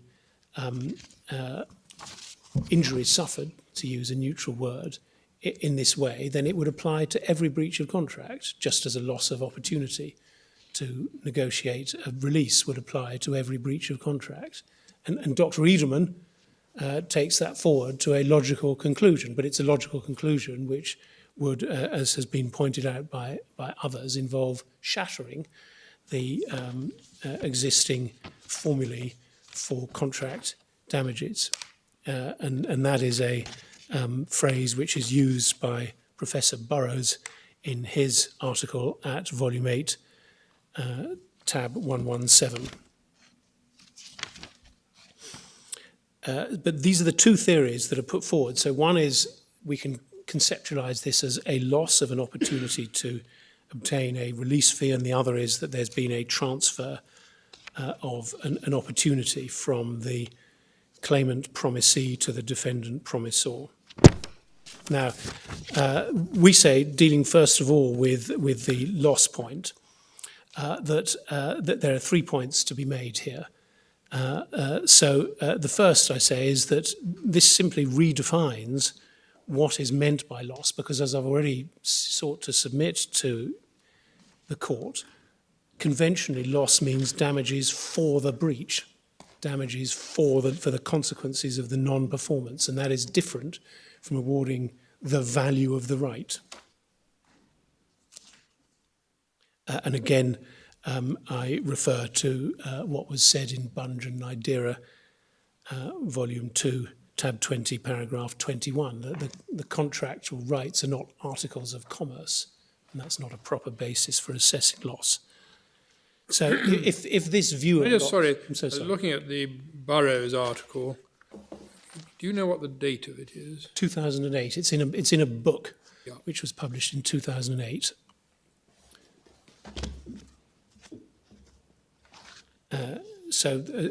If this view of loss were accepted, it would be revolutionary. And the page reference, which I should have given you, didn't, for Professor Burrows, is 3099 to 3100.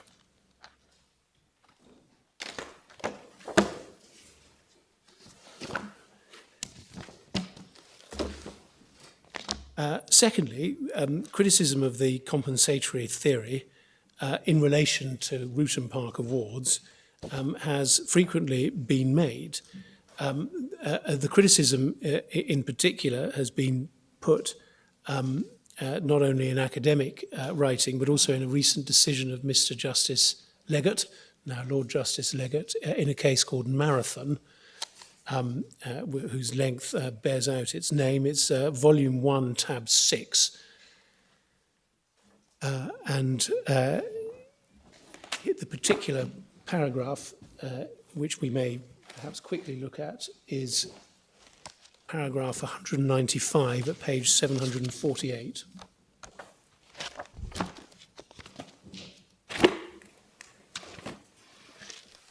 Of the bundle.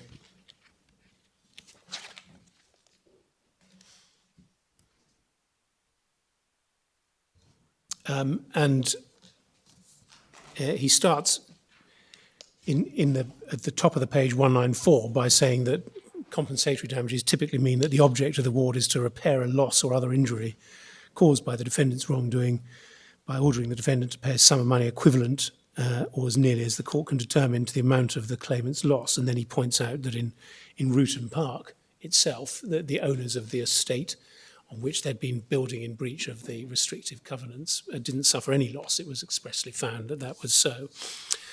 And the argument, as he says in 195, was that that Marathon had lost something of objective value, as also had been the case in previous decisions. Counsel noted that this loss has been conceptualised as the loss of an opportunity to bargain with the defendant.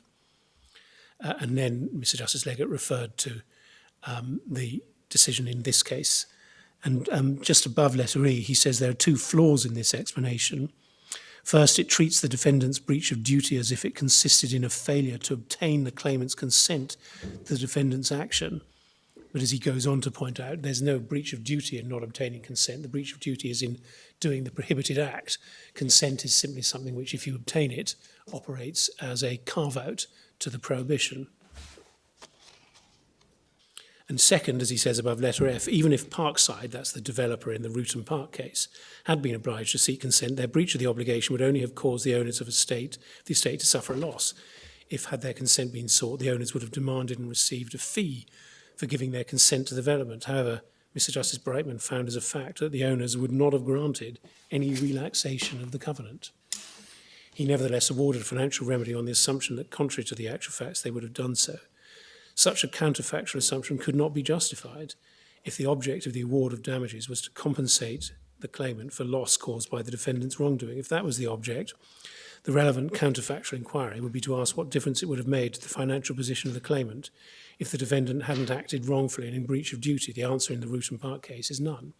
So if the Morris-Garners had gone to one step and said in 2007, can we compete? One can imagine it's very likely that they would have received the answer no. Let's assume then that they'd gone ahead and done what they did anyway, in the belief perhaps that that was acceptable, but turns out to be wrong. There's no loss suffered on that scenario by one step because they would not have sought or therefore obtained anything by way of permission, and one would have to look to see whether there was any loss suffered in the orthodox sense, in other words, loss of business, diminution in the value of the business, loss of trade. The fundamental problem, we say, underneath these criticisms powerfully made by Mr. Justice Leggett, is that the standard and hallowed measure of compensation is compensation for non-performance, whereas this is seeking to provide a remedy which is measured by non-performance, which is predicated on an agreement not to perform. And it is therefore something which is fundamentally different from compensation for the absence of performance. Well, it may be that Mr. Justice Leggett was taking this too literally. It's a hypothetical agreement. It's not assumed to have been, there's no assumption that there was a breach of contract in failing to offer or agree it. It's simply a device for testing what the actual loss is by reference to the expectations of commercial parties in valuing the income stream and substituting a license fee. Well, in that case, I come back to my fundamental point that the value of the right is not what we get damages for. We get damages for the breach, damages for the consequences of the breach. We don't get damages which value the right. And in effect, that then leads one into the restitutionary thesis, which I'm coming to in a couple of minutes.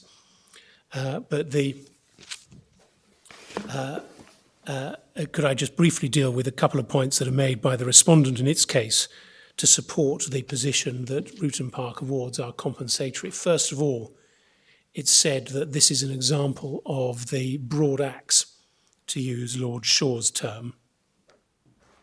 We say this is not the case, that the broad axe is used to describe how you carry out an exercise of compensation to make good a wrong in circumstances where it's difficult to do so, either because it's not a pecuniary interest or because the assessment of the pecuniary consequences requires a measure of estimation. But in all of these cases, you have a target for your damages, which is inherently knowable, either because it's inherently monetized, like a loss of business, or because it's a physical injury, which, even if it's not pecuniary, is something which is known. And it's those cases which the so-called broad axe is intended to describe, and it's never been deployed as a basis for awarding damages on a different basis, which compensates not for the consequences of the wrong, but for the right itself. The second point that Mr. Orr seeks to make is to say that Ruton Park awards are justifiable by analogy with either market value assessments, objective measures of damages, and that's paragraphs 54 to 55 of his case, or what we call reliance loss claims, that's paragraphs 80 to 84 of his case. So in the case of market value, Standard Sale of Goods Act measure, the prima facie rule is you simply look at the difference between the contract price and the available market price at the date of breach, and that's the prima facie rule. The reliance loss claim, those are cases where, for example, the contract was never performed because in one case some films which were due to be distributed were never delivered. And in that case, the promisee said, well, I'm just not in a position to prove what it is that I would have made by way of profit on these films, but I'd like to recover at least the money that I spent preparing the ground, hiring whatever it was, marketing expenses and so on, in anticipation that I would have the assets. And what the courts have held in those cases is that there is a prima facie presumption that the promisee can recover its wasted expenditure, but that is defeasible. It can be rebutted if the party in breach is able to show that the result of the contract being performed would have been that no money would have been made anyway. So if, hypothetically, the maker of the films had been able to show that the films would have been a flop, a rather unlikely scenario, but that would then have meant that no reliance losses could be claimed. So we say that the attempt by the respondent here to invoke these particular rules that apply to orthodox compensatory damages is misguided. These aren't in any sense alternatives to compensation. They're simply prima facie measures, or at least rules of thumb, but which represent practical ways to assess the financial consequences of non-performance. So I then turn to the alternative basis on which the case is sought to be justified in principle, the award is sought to be justified in principle, which is the restitutionary thesis. And I've got 3 points. I say, first of all, that the case is internally inconsistent because the trigger which is proposed doesn't match with the remedy that is awarded. Secondly, I say that, again, this isn't capable of being accommodated within the ordinary understanding. It is an alternative, a revolutionary alternative to it. And thirdly, I say that the restitutionary thesis doesn't work in its own terms and doesn't conform with accepted principles that cover claims for restitution.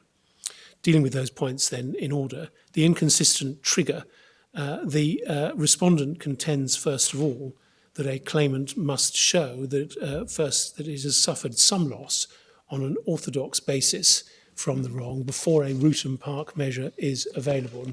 And, if we go to page 3583 of the core volume, paragraph 66. Sorry, could you repeat the number, please? 3583, my lady. Thank you.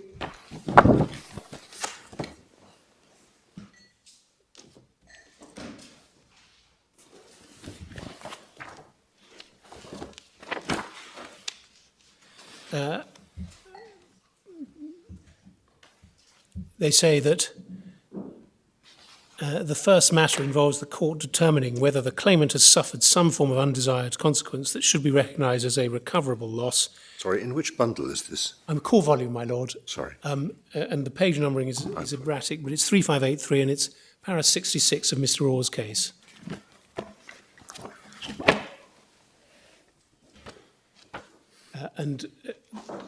What I'm doing is showing that his case is that a precondition to getting a Rutan Park Award is that you should have suffered some loss on an orthodox basis, but which ex hypothesi it's difficult for you to assess. We can see that at paragraph 66.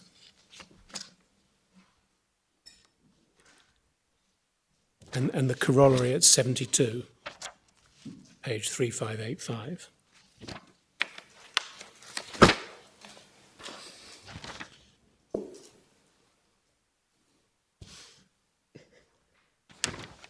But I thought the whole point about Rutan Park damages was that the victim had suffered no loss at all.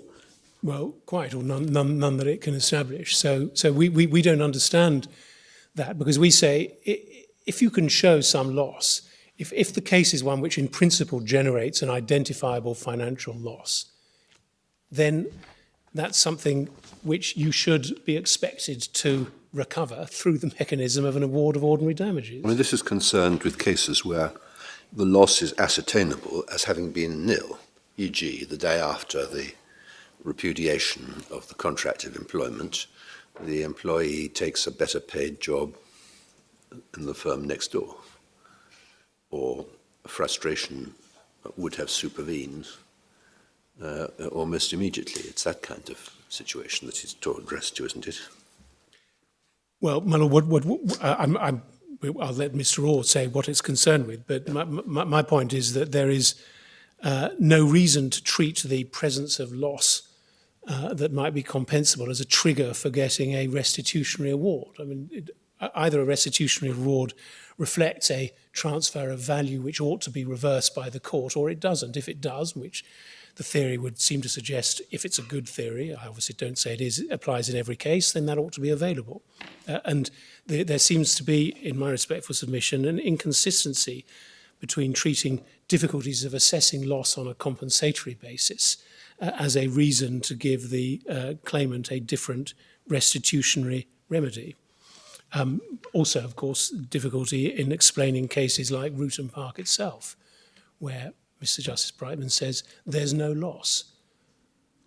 We'll see in a moment that there's an attempt to try and resurrect a different approach to Rutan Park. But if we take Mr. Justice Brightman at face value, he clearly finds there is absolutely no loss. A small parcel of land which wasn't being used has been developed. There's no loss of amenity, but I'm going to make an award in any event.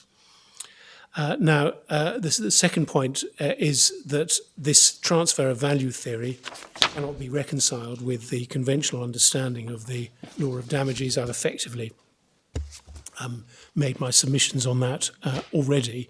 The logical consequence would be that in every case, damages on this basis would be available because the mere breach of a contractual obligation would entitle the claimant to money redressed based on the market price or the fair price for the transfer of value supposedly represented by the breach. And there is therefore no way in which this theory can be squared with our conventional understanding. And again, I come back to what Professor Burrows says on this point. And the third point is that by its own terms, the transfer of value theory as an explanation doesn't work. And under that, we identify three further points. We say, first of all, that there is no transfer in the sense in which it would be understood in the law of restitution. Secondly, that the award doesn't restore the status quo. And thirdly, we say value cannot sensibly be assessed. Could I start with the first of those objections? The notion here is one which is summarised in Mr. Orr's case at page 3577 of the core volume, paragraph 49.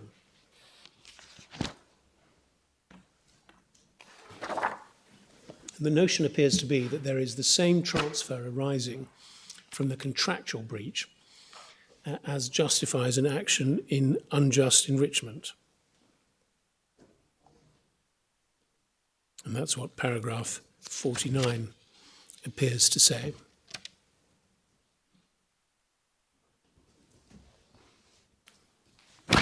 And the way it's put is that there is an opportunity which has been transferred from the claimant to the defendant.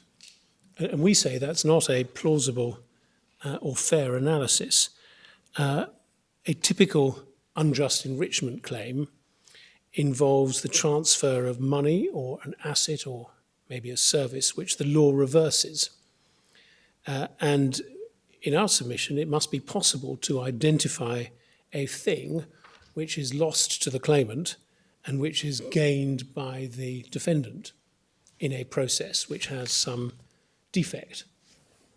And we derive support for that, again, from my Lord Reed's judgment in the Investment Trust Company's case, which I'm going to ask you to take again to look at a different passage from it. Volume 3, page 3716.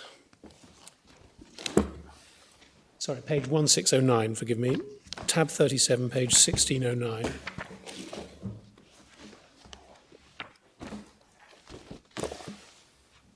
Sorry, I've given you the wrong reference. Tab 39, page 1609.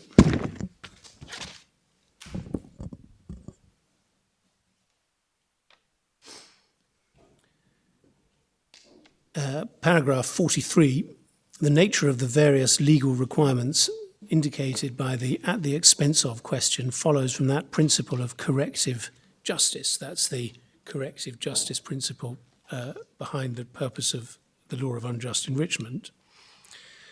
They're designed to ensure that there's been a transfer of value of a kind which may have been normatively defective. That's to say, defective in a way recognised by the law of unjust enrichment.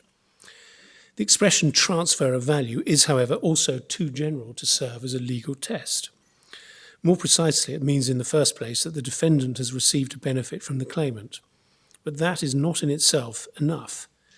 The reversal of unjust enrichment, usually by a restitutionary remedy, is premised on the claimant's also having suffered a loss through his provision of the benefit. And then there's citation of Lord Clyde in the Banque Financière case, that the basis is found in the principle of unjust enrichment, nemo debet locupletari aliena iactura. It seems to me that the principle requires at least that the plaintiff should have sustained a loss through the provision of something for the benefit of some other person with no intention of a gift, that the defendant should have received some form of enrichment and that the enrichment has come about because of the loss. It should be emphasised there need not be a loss in the same sense as in the law of damages. Restitution is not a compensatory remedy. For that reason, some commentators have preferred to use different terms such as subtraction from or diminution in the claimant's wealth or simply to a transfer of value. But the word loss is used in the authorities and it's perfectly apposite, provided it's understood that it doesn't bear the same meaning as in the law of damages, e.g. gratuitous provision of services. In such a situation, the claimant has given up something of economic value through the provision of the benefit and has, in that sense, incurred a loss. So that, we say, provides a basis on which there can be a claim for restitution. And we contrast that with the position that applies in the present case with a breach of contract. We say that a breach of contract doesn't involve any transfer or loss of that kind, and you can't point to a thing which has been given up in some sense by the covenantee and which has been transferred to the covenantor. If one imagines, just to start off with a different case, a breach of a positive obligation, let's say an obligation to build an IT system, that the failure to perform by the IT developer doesn't involve the customer transferring to the developer the benefit of the customer's obligation. It's a wholly artificial way to analyse the situation. So all that's happened is that the developer has not fulfilled its contractual obligation to provide a benefit to the customer. And in turn, therefore, one can value the consequences of that failure of obligation. The position is no different with a negative covenant, such as a veto right not to build on land. By breaching the covenant, the claimant does not transfer to the defendant the benefit of the veto right. The transfer theory, we say, presupposes that the claimant has the opportunity to generate profits from exploiting the right, and we say that's not the case. And the claimant in this case doesn't have the opportunity to generate profits from the defendant's business. That's not a correct analysis of the situation at all. And Mr. Justice Leggett in the Marathon case also touched on this, and it may be helpful to look quickly at it in Volume 1, Tab 6, page 748.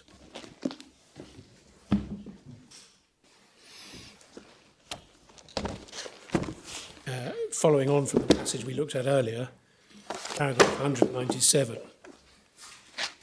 So that was after considering... Sorry, which number of paragraph? 197, my lady. I must have got the wrong page. I'm so sorry, 748 of the bundle. Oh, 748, sorry. Thank you. So related argument, that's to say related to the loss of the bargaining opportunity. In cases of the Rutan Park type, the claimant has lost a right which objectively had a market value. Again, however, this explanation, in my view, doesn't work. It's not strictly correct to say that in a case such as the Rutan Park case, the claimant's right has been lost. The right on which the claim was founded in that case was the right of the owners of the estate that no development to which they had not consented should take place on the land in question. That right was violated by the defendant, but it wasn't lost.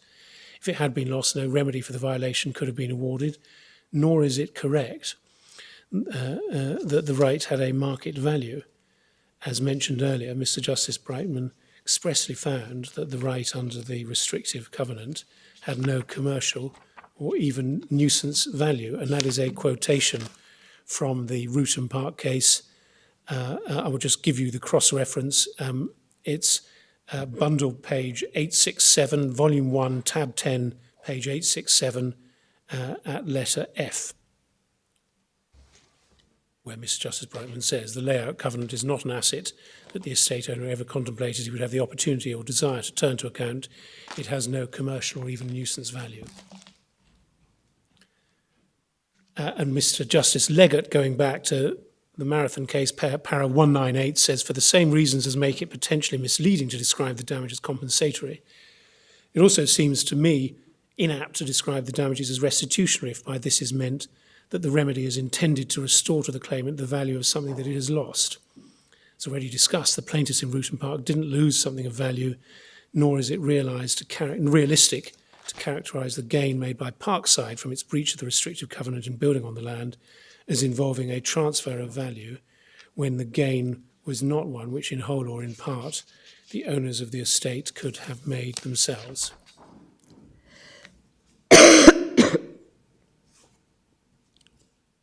And on the 2 pages before, at page 746 of the bundle, at the end of paragraph 185 of his judgment,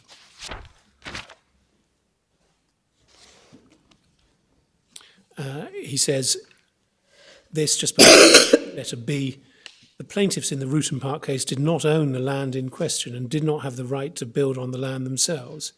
Their right was only a negative right to prevent the persons who owned the land from using it for this purpose. The benefit obtained by the defendants from their wrongdoing was therefore not one which the plaintiffs could have obtained themselves.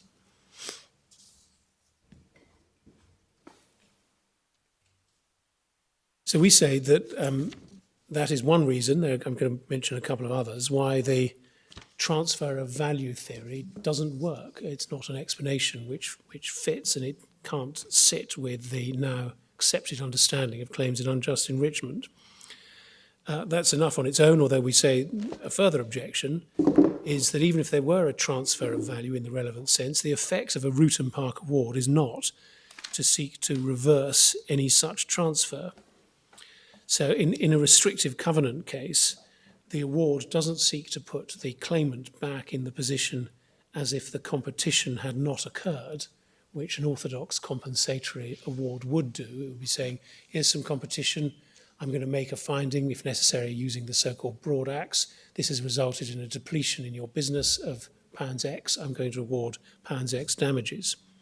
Instead, when you have a Rutham Park situation, the claimant is put into a different hypothetical situation where the competition does occur, or at least is permitted to occur, but the contractual rights are released and the infringement is licensed by the claimant. And that is not a reversal of the transfer. The third objection is of a slightly different kind, but is that the assessment of the value transferred, we say, faces insuperable difficulties. The first is that in general, we say it is wrong to suppose that there is an abstract value for contractual rights or for an opportunity transferred, if one wants to look at it that way, without considering the consequential impact of the breach of contract on the claimant's position. One can contrast the property cases where there is a market price. There's a market price for taking a horse out for a ride. There's a market price for obtaining a license on making a patentable machine, as in Watson Laidlaw. And the contractual exercise is inherently circular, because any assessment of value depends on what value the court places on the right in question, which then begs the question, well, does the court place any value other than the value to obtain compensatory damages in the Robinson and Harman sense? And that point was made by Sir Robert McGarry, the Vice-Chancellor, in a case called Tito and Waddell, which is the exceptionally long decision, and we find extracts from it at volume 5, tab 71, page 2196.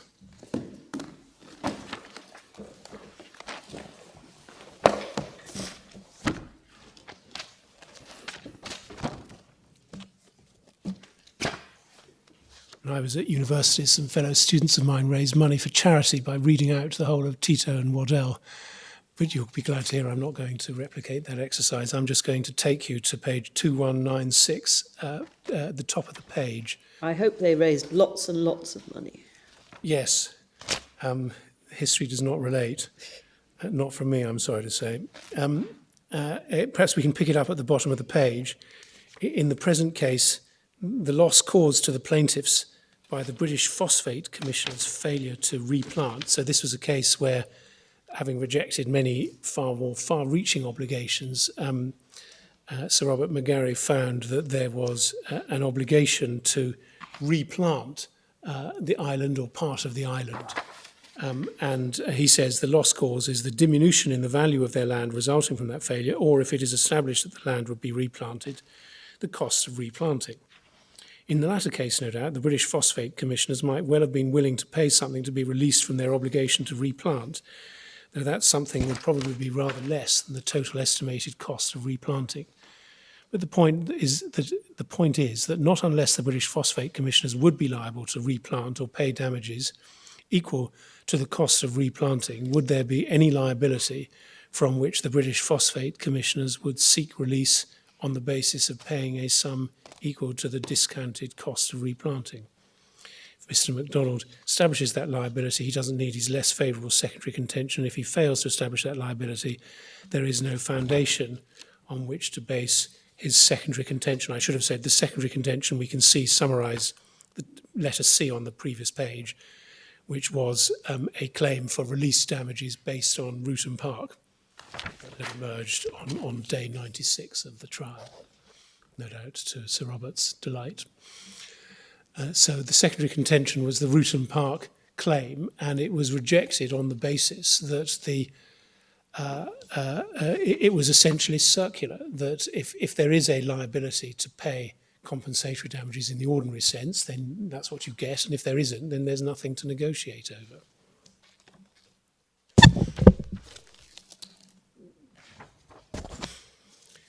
and one sees at letter C that Sir Robert also said that the two authorities, that's Ruton Park and a case that followed it, are a long way from a case that is not one of invading the property rights of another without consent.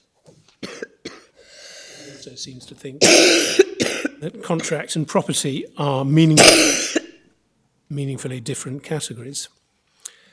In addition to the circularity, we say, and it's a feature which is important when one considers perhaps in part a policy decision about the approach to this claimed remedy, we say there are manifestly general problems with seeking to assess hypothetical negotiations as a sensible and juridically admissible exercise.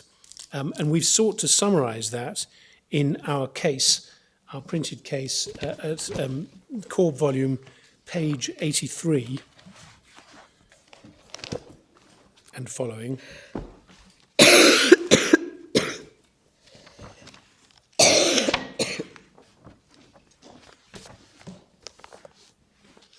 Sorry, paragraph 83, forgive me, false reference. Page 97.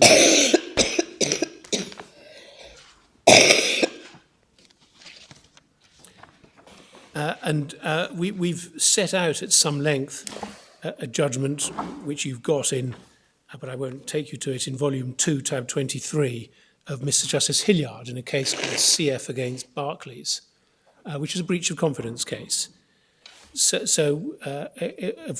And he encounters there a problem which we say repeatedly recurs when one looks at the actual facts of those cases, which is a massive spread between the parties' positions, and one which is extremely difficult for the court to resolve, and a spread which goes beyond even what one might expect in adversarial litigation.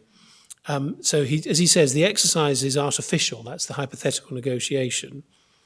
Despite the apparent precision of the figures and calculations deployed typically and necessarily on each side, it necessarily involves a question of impression. It is to some considerable extent a broad brush. Now, just pausing there, again, the reason one's looking at this in a contract case is because it is said that there are difficulties in assessing compensatory damages, which difficulties then make it just to award a Ruton Park award. Well, common sense suggests that that's not a very logical approach if the thing you then end up awarding is even vaguer, even harder to assess than the compensatory damages themselves. And just look at if we can, please, at the way in which what Mr. Justice Hilliard was faced with. So CFP, the claimant, assessed the appropriate sum for use of the information as no less than 45 million euros plus interest, with a maximum claim of about double that, so 45 to 90 million euros, whereas Barclays' assessment was a maximum of 740,000 euros. So quite a difference. And as he says, such an enormous disparity in the parties' respective views makes the already difficult, ultimately subjective exercise contemplated and required by the Ruton Park approach, even more so than usual. The parties are so far apart, makes it difficult to envision any reasonable discussion between them. And then he says, well, expert evidence can tell you what risks, etc., might have been looked at over the page. However, the resolution is not for expert opinion, but overall judicial assessment. It is, we say, very difficult for the court to carry out an exercise of considering what would have been negotiated. And similar considerations no doubt underlie the well-known principle that there's no such thing as an agreement to agree.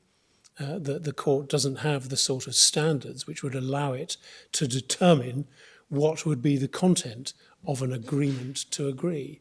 Similarly, when the court comes to consider what would be a reasonable price to agree, then absent some sort of market for the rights in question, there are extreme difficulties in arriving at a justifiable answer.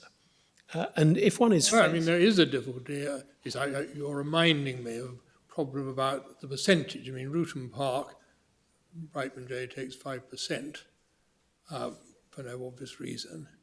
There was a case that came in the 70s, I remember, called SJC v. Sutton Council, which was about release of a covenant under Section 84 of the Law of Property Act, where Sir Douglas Frank took a figure of 50%, and that was accepted by the Court of Appeal as being within his judgment, or whatever you call it. But there was no explanation at the time or since as to how you choose between 5% and 50%. Well, quite. In Rootham Park, it's interesting that my Lord says that, because evidence was actually given to and recorded by Mr. Justice Brightman that the market value for these sort of ransom rights was between a third and a half of the developer's profit. But he didn't like that, and he gave 5%. But there's no particular reason other than... I mean, the Stokes and Cambridge in the sort of compensation field, the standard was a third. And so it tends to be in a sort of argument around that. But I've never been aware of any evidence to support that. In my submission, and with the greatest respect to the distinguished judges involved, the figure just pops out at the end. I mean, Mr. Justice Hilliard arrives at a figure of 10 million euros, which at least has the value of being a round number.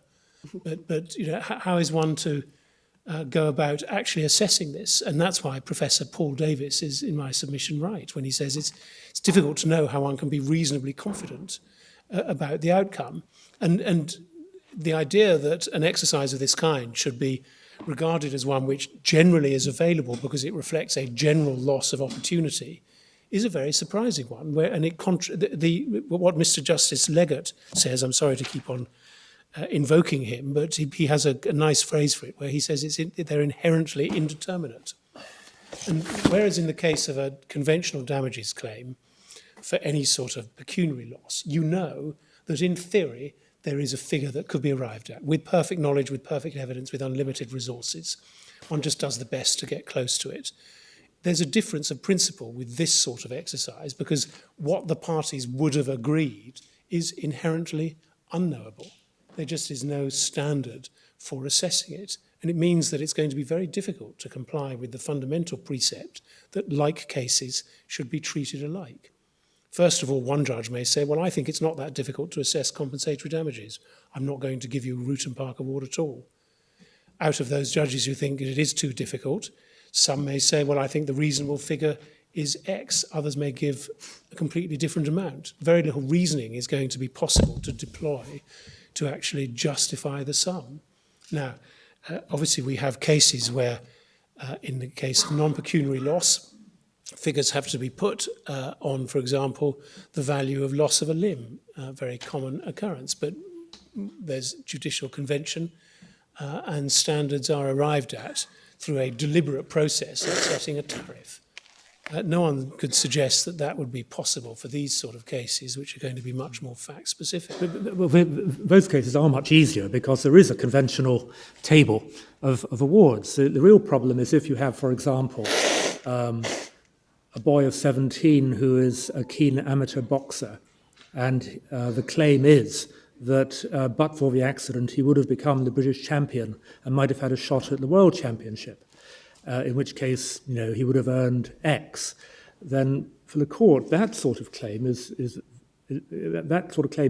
the assessment of damages a very difficult exercise. It does, but my point is that in principle, one can say that there ought to be an answer, even if in the real world it's going to be very difficult to arrive at it.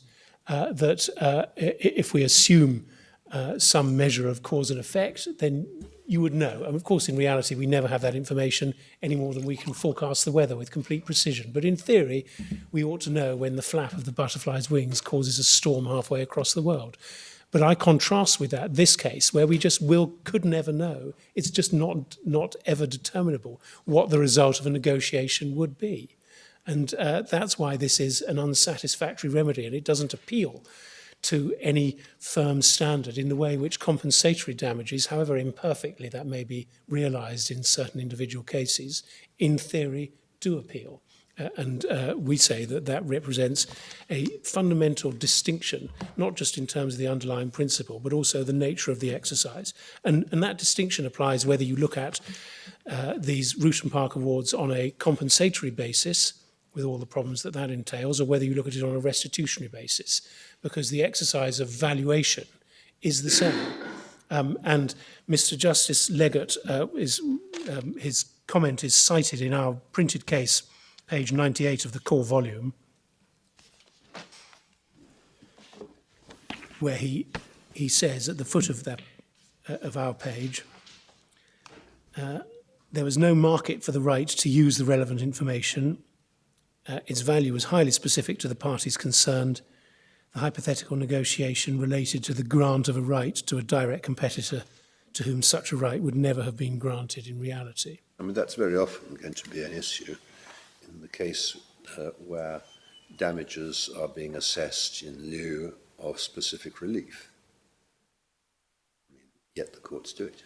Yes, and in that case, it will typically be the defendant who is saying, don't grant specific relief, and if necessary, grant damages in lieu under... But if the court has decided to grant damages in lieu of specific relief, it faces all the problems that you, or in many cases will face all the problems you have described, but it manages to surmount them somehow, as difficulties in the law of damages generally are surmounted. Well, the court will obviously do the best. It will make an award, but that's no reason, with great respect, to increase the prevalence of such difficulties, nor is it where you have a specific statutory basis for making an award of money which allows a Solomonic solution to be reached. That's one thing, and that reflects, in a sense, an appropriate bending of principle. The question for this court, I submit, is one of principle, and is not whether one should engage in a sort of legislative exercise to bend the principle, but whether there is a principled justification. And in relation to that, the difficulty of the assessment comes in at 2 points, as I've said. First of all, in the way we've just been discussing, but secondly, because it appears to undermine the premise on which this sort of unusual damages award is being made available, namely that it's said to be difficult to assess a compensatory award. And it is just not very logical to say, well, as a result of the difficulty of assessing a compensatory award, I'm now going to make an award which is even more difficult to assess. And that doesn't have, in my respectful submission, a great deal to support it. So we say that the restitutionary theory is not an appropriate one, and that the overall change which it implies in the accepted understanding of remedies, money remedies for breach of contracts, is not one which this court should countenance. And that then brings me to the fifth heading, which is the proposed criteria for route and park relief on what we call our narrow proposition. The avowed aim of these criteria is to preserve the primacy of orthodox compensatory damages, which we say properly reflect the nature of contracts as a mechanism for exchanging promises and delivering benefits, which represent a well understood and perfectly functional system of redress, and also to provide greater certainty in commercial affairs than the alternatives, whether it's the Court of Appeal's very broad brush or the slightly less broad brush which is put forward by the respondent. So the first criterion is that there should be an inability to identify financial loss. One can see that in volume 1 of the authorities, tab 3, again the Devonish decision, at page 595, Mr. Justice Lewison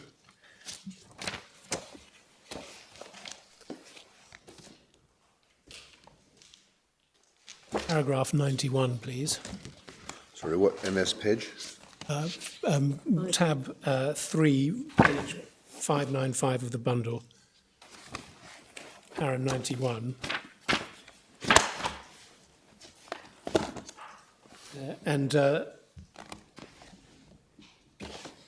that's looking at a case which we haven't looked at yet in detail, which we've mentioned, the Experience Hendricks case. So in that case, which is also in the bundle, it's the next tab, that was one case where the Court of Appeal, before this case, had awarded route and park damages for a breach of contract.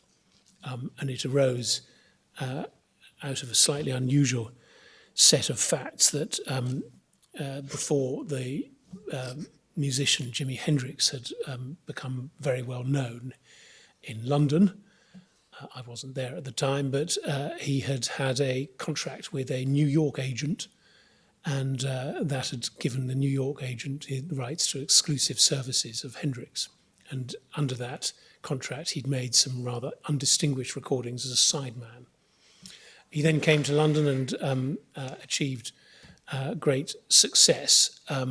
He didn't continue with the New York agent and went off with others.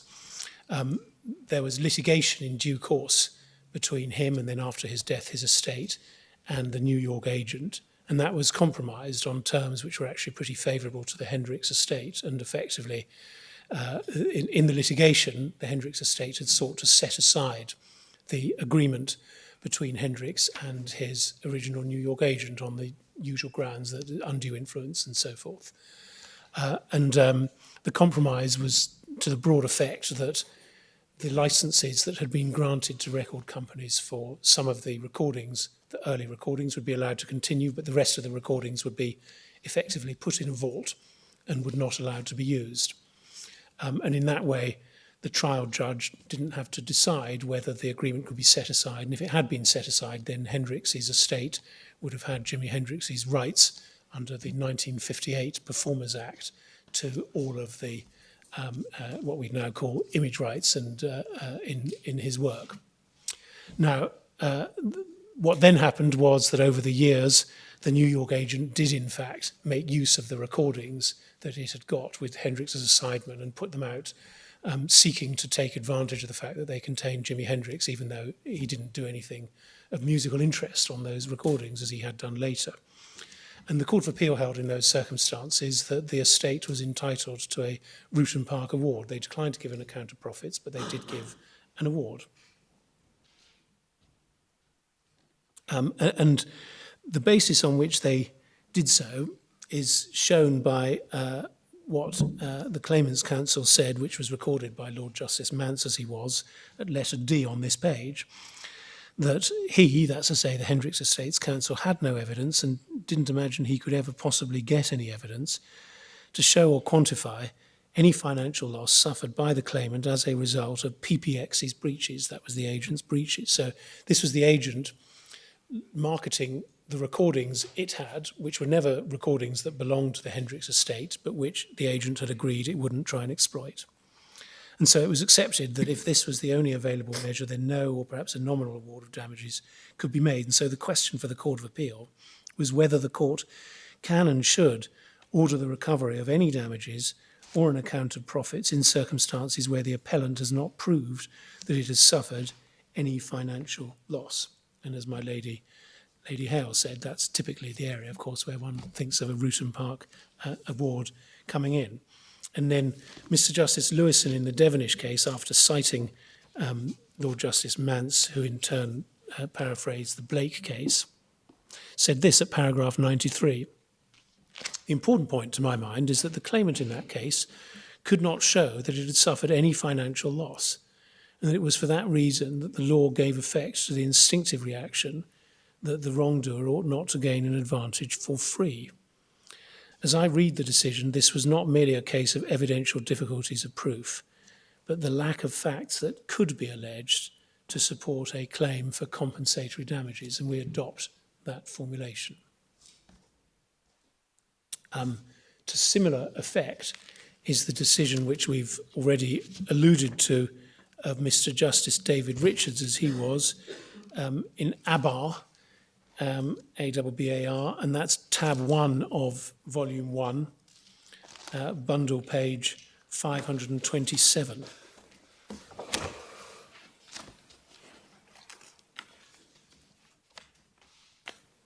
Where he considered, in the alternative, because he had found there was no claim for breach of contract, there was no liability, but where he considered the Rutan Park damages claim. Would you just give me the number again? I'm afraid, page number. 527, my lady. Thank you. And he says that as an alternative to damages calculated on the conventional basis as the sum required, to put the claimant in the position it would have been in if the contract had been duly performed, a claim is made for so-called root and park damages, and he says that's to be taken as the sum which might reasonably have been negotiated between a claimant and defendant as a quid pro quo for, and then the relevant event.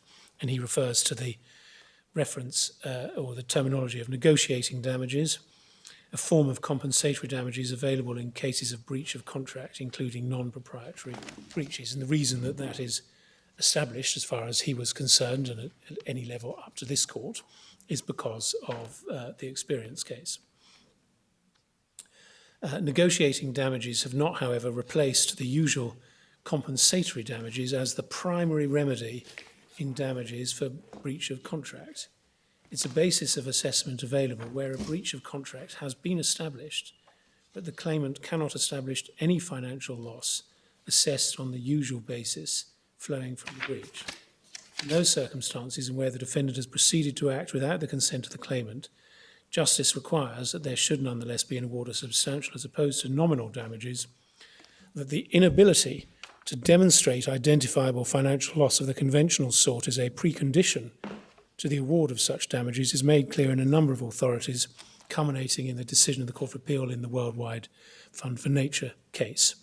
And then 226, after citing WWF, he says, Mr. Crowe submitted that the lack of an identifiable financial loss, that was Crowe for the claimant, of course, was not a precondition to an award of negotiating damages, and that the law provided or was capable of providing a more flexible response, awarding such damages in circumstances where it was just to do so. So that, of course, is exactly the test adopted by the Court of Appeal here.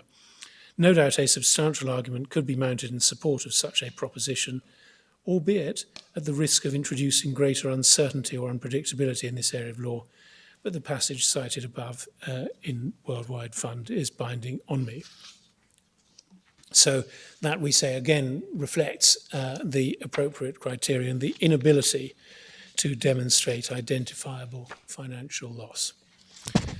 And that's the first test which we say is applicable or should be applicable if root and park damages should be available at all for a breach of contract. The second criterion, which we say should be applied conjunctively, is a test of manifest injustice. And we derive that from the authorities. The two tests, and I'll show you the passages in a moment, the two tests go together. If there is identifiable financial loss, if it's the kind of case where you are able to demonstrate financial loss, then you should be left to your remedy in compensatory damages. There's nothing unjust about leaving you to that remedy. If, however, then there's something inherently in place which means that you can't identify financial loss, some inherent factor of the situation, which means that you can't identify financial loss, then one looks to see whether there is some manifest injustice in not making an award of substantial damages. In other words, if despite the fact that you can't identify financial loss, it would still be unjust to leave the claimant with nothing, then that serious injustice provides the basis for a remedy. And the source of that test is the Root and Park case itself, going to Volume 1, Tab 10, bundle page 867.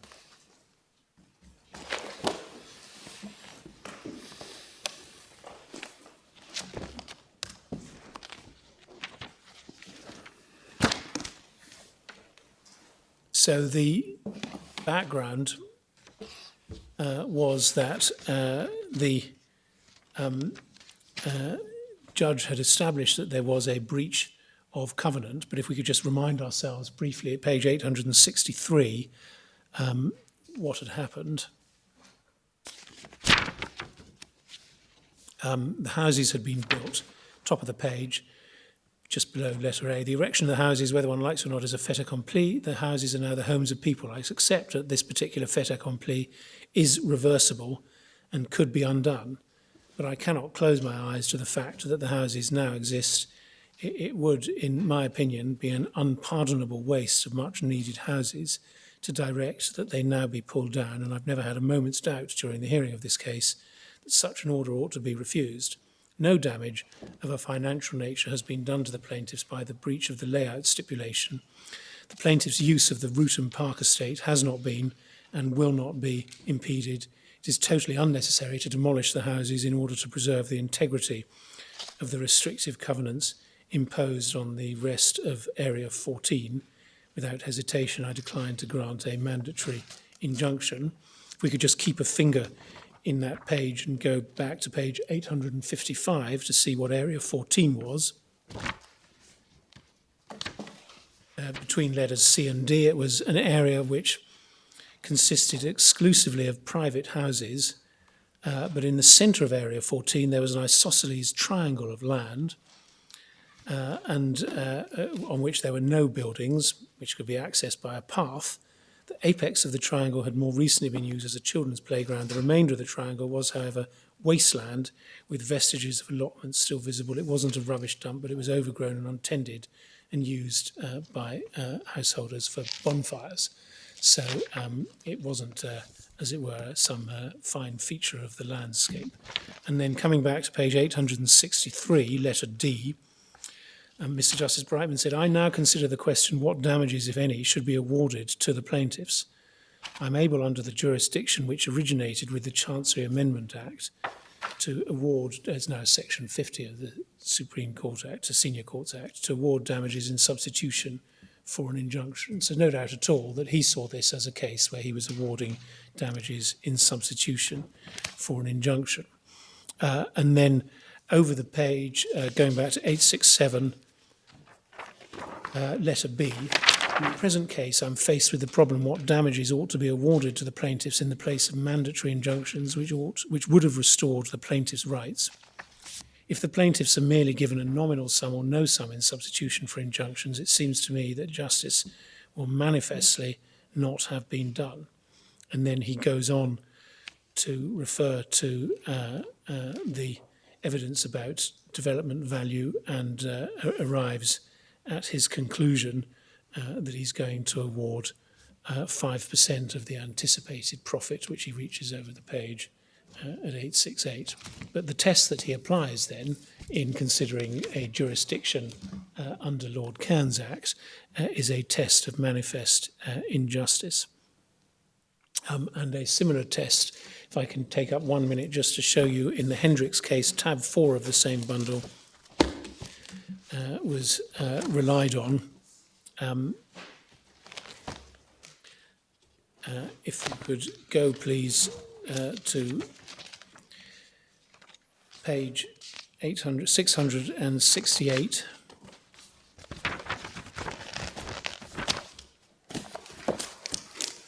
Paragraph 42 of Lord Justice Mancy's judgment, having set out the background, which is what I summarised earlier, says, I consider, second line of the paragraph, that any reasonable observer of the situation would conclude that as a matter of practical justice, PPX should make reasonable payment.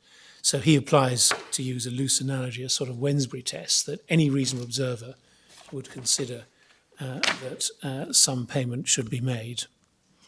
And at paragraphs 57 to 58, Lord Justice Peter Gibson also referred to Blake, which in turn cited the manifest injustice approach adumbrated in Rootham Park.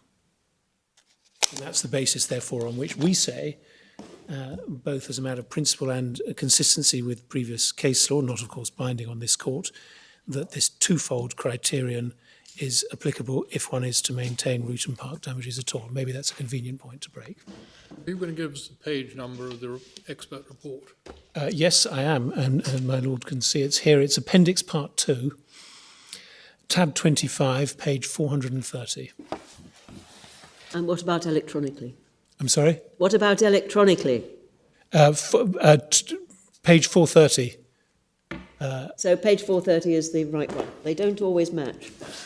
Well, I haven't checked, but Yes, Mr. Grantham's report. yes. Okay, it is. That's correct. Thank you. Thank you. Well, we look forward to hearing from you further at 2 o'clock. Court is now adjourned.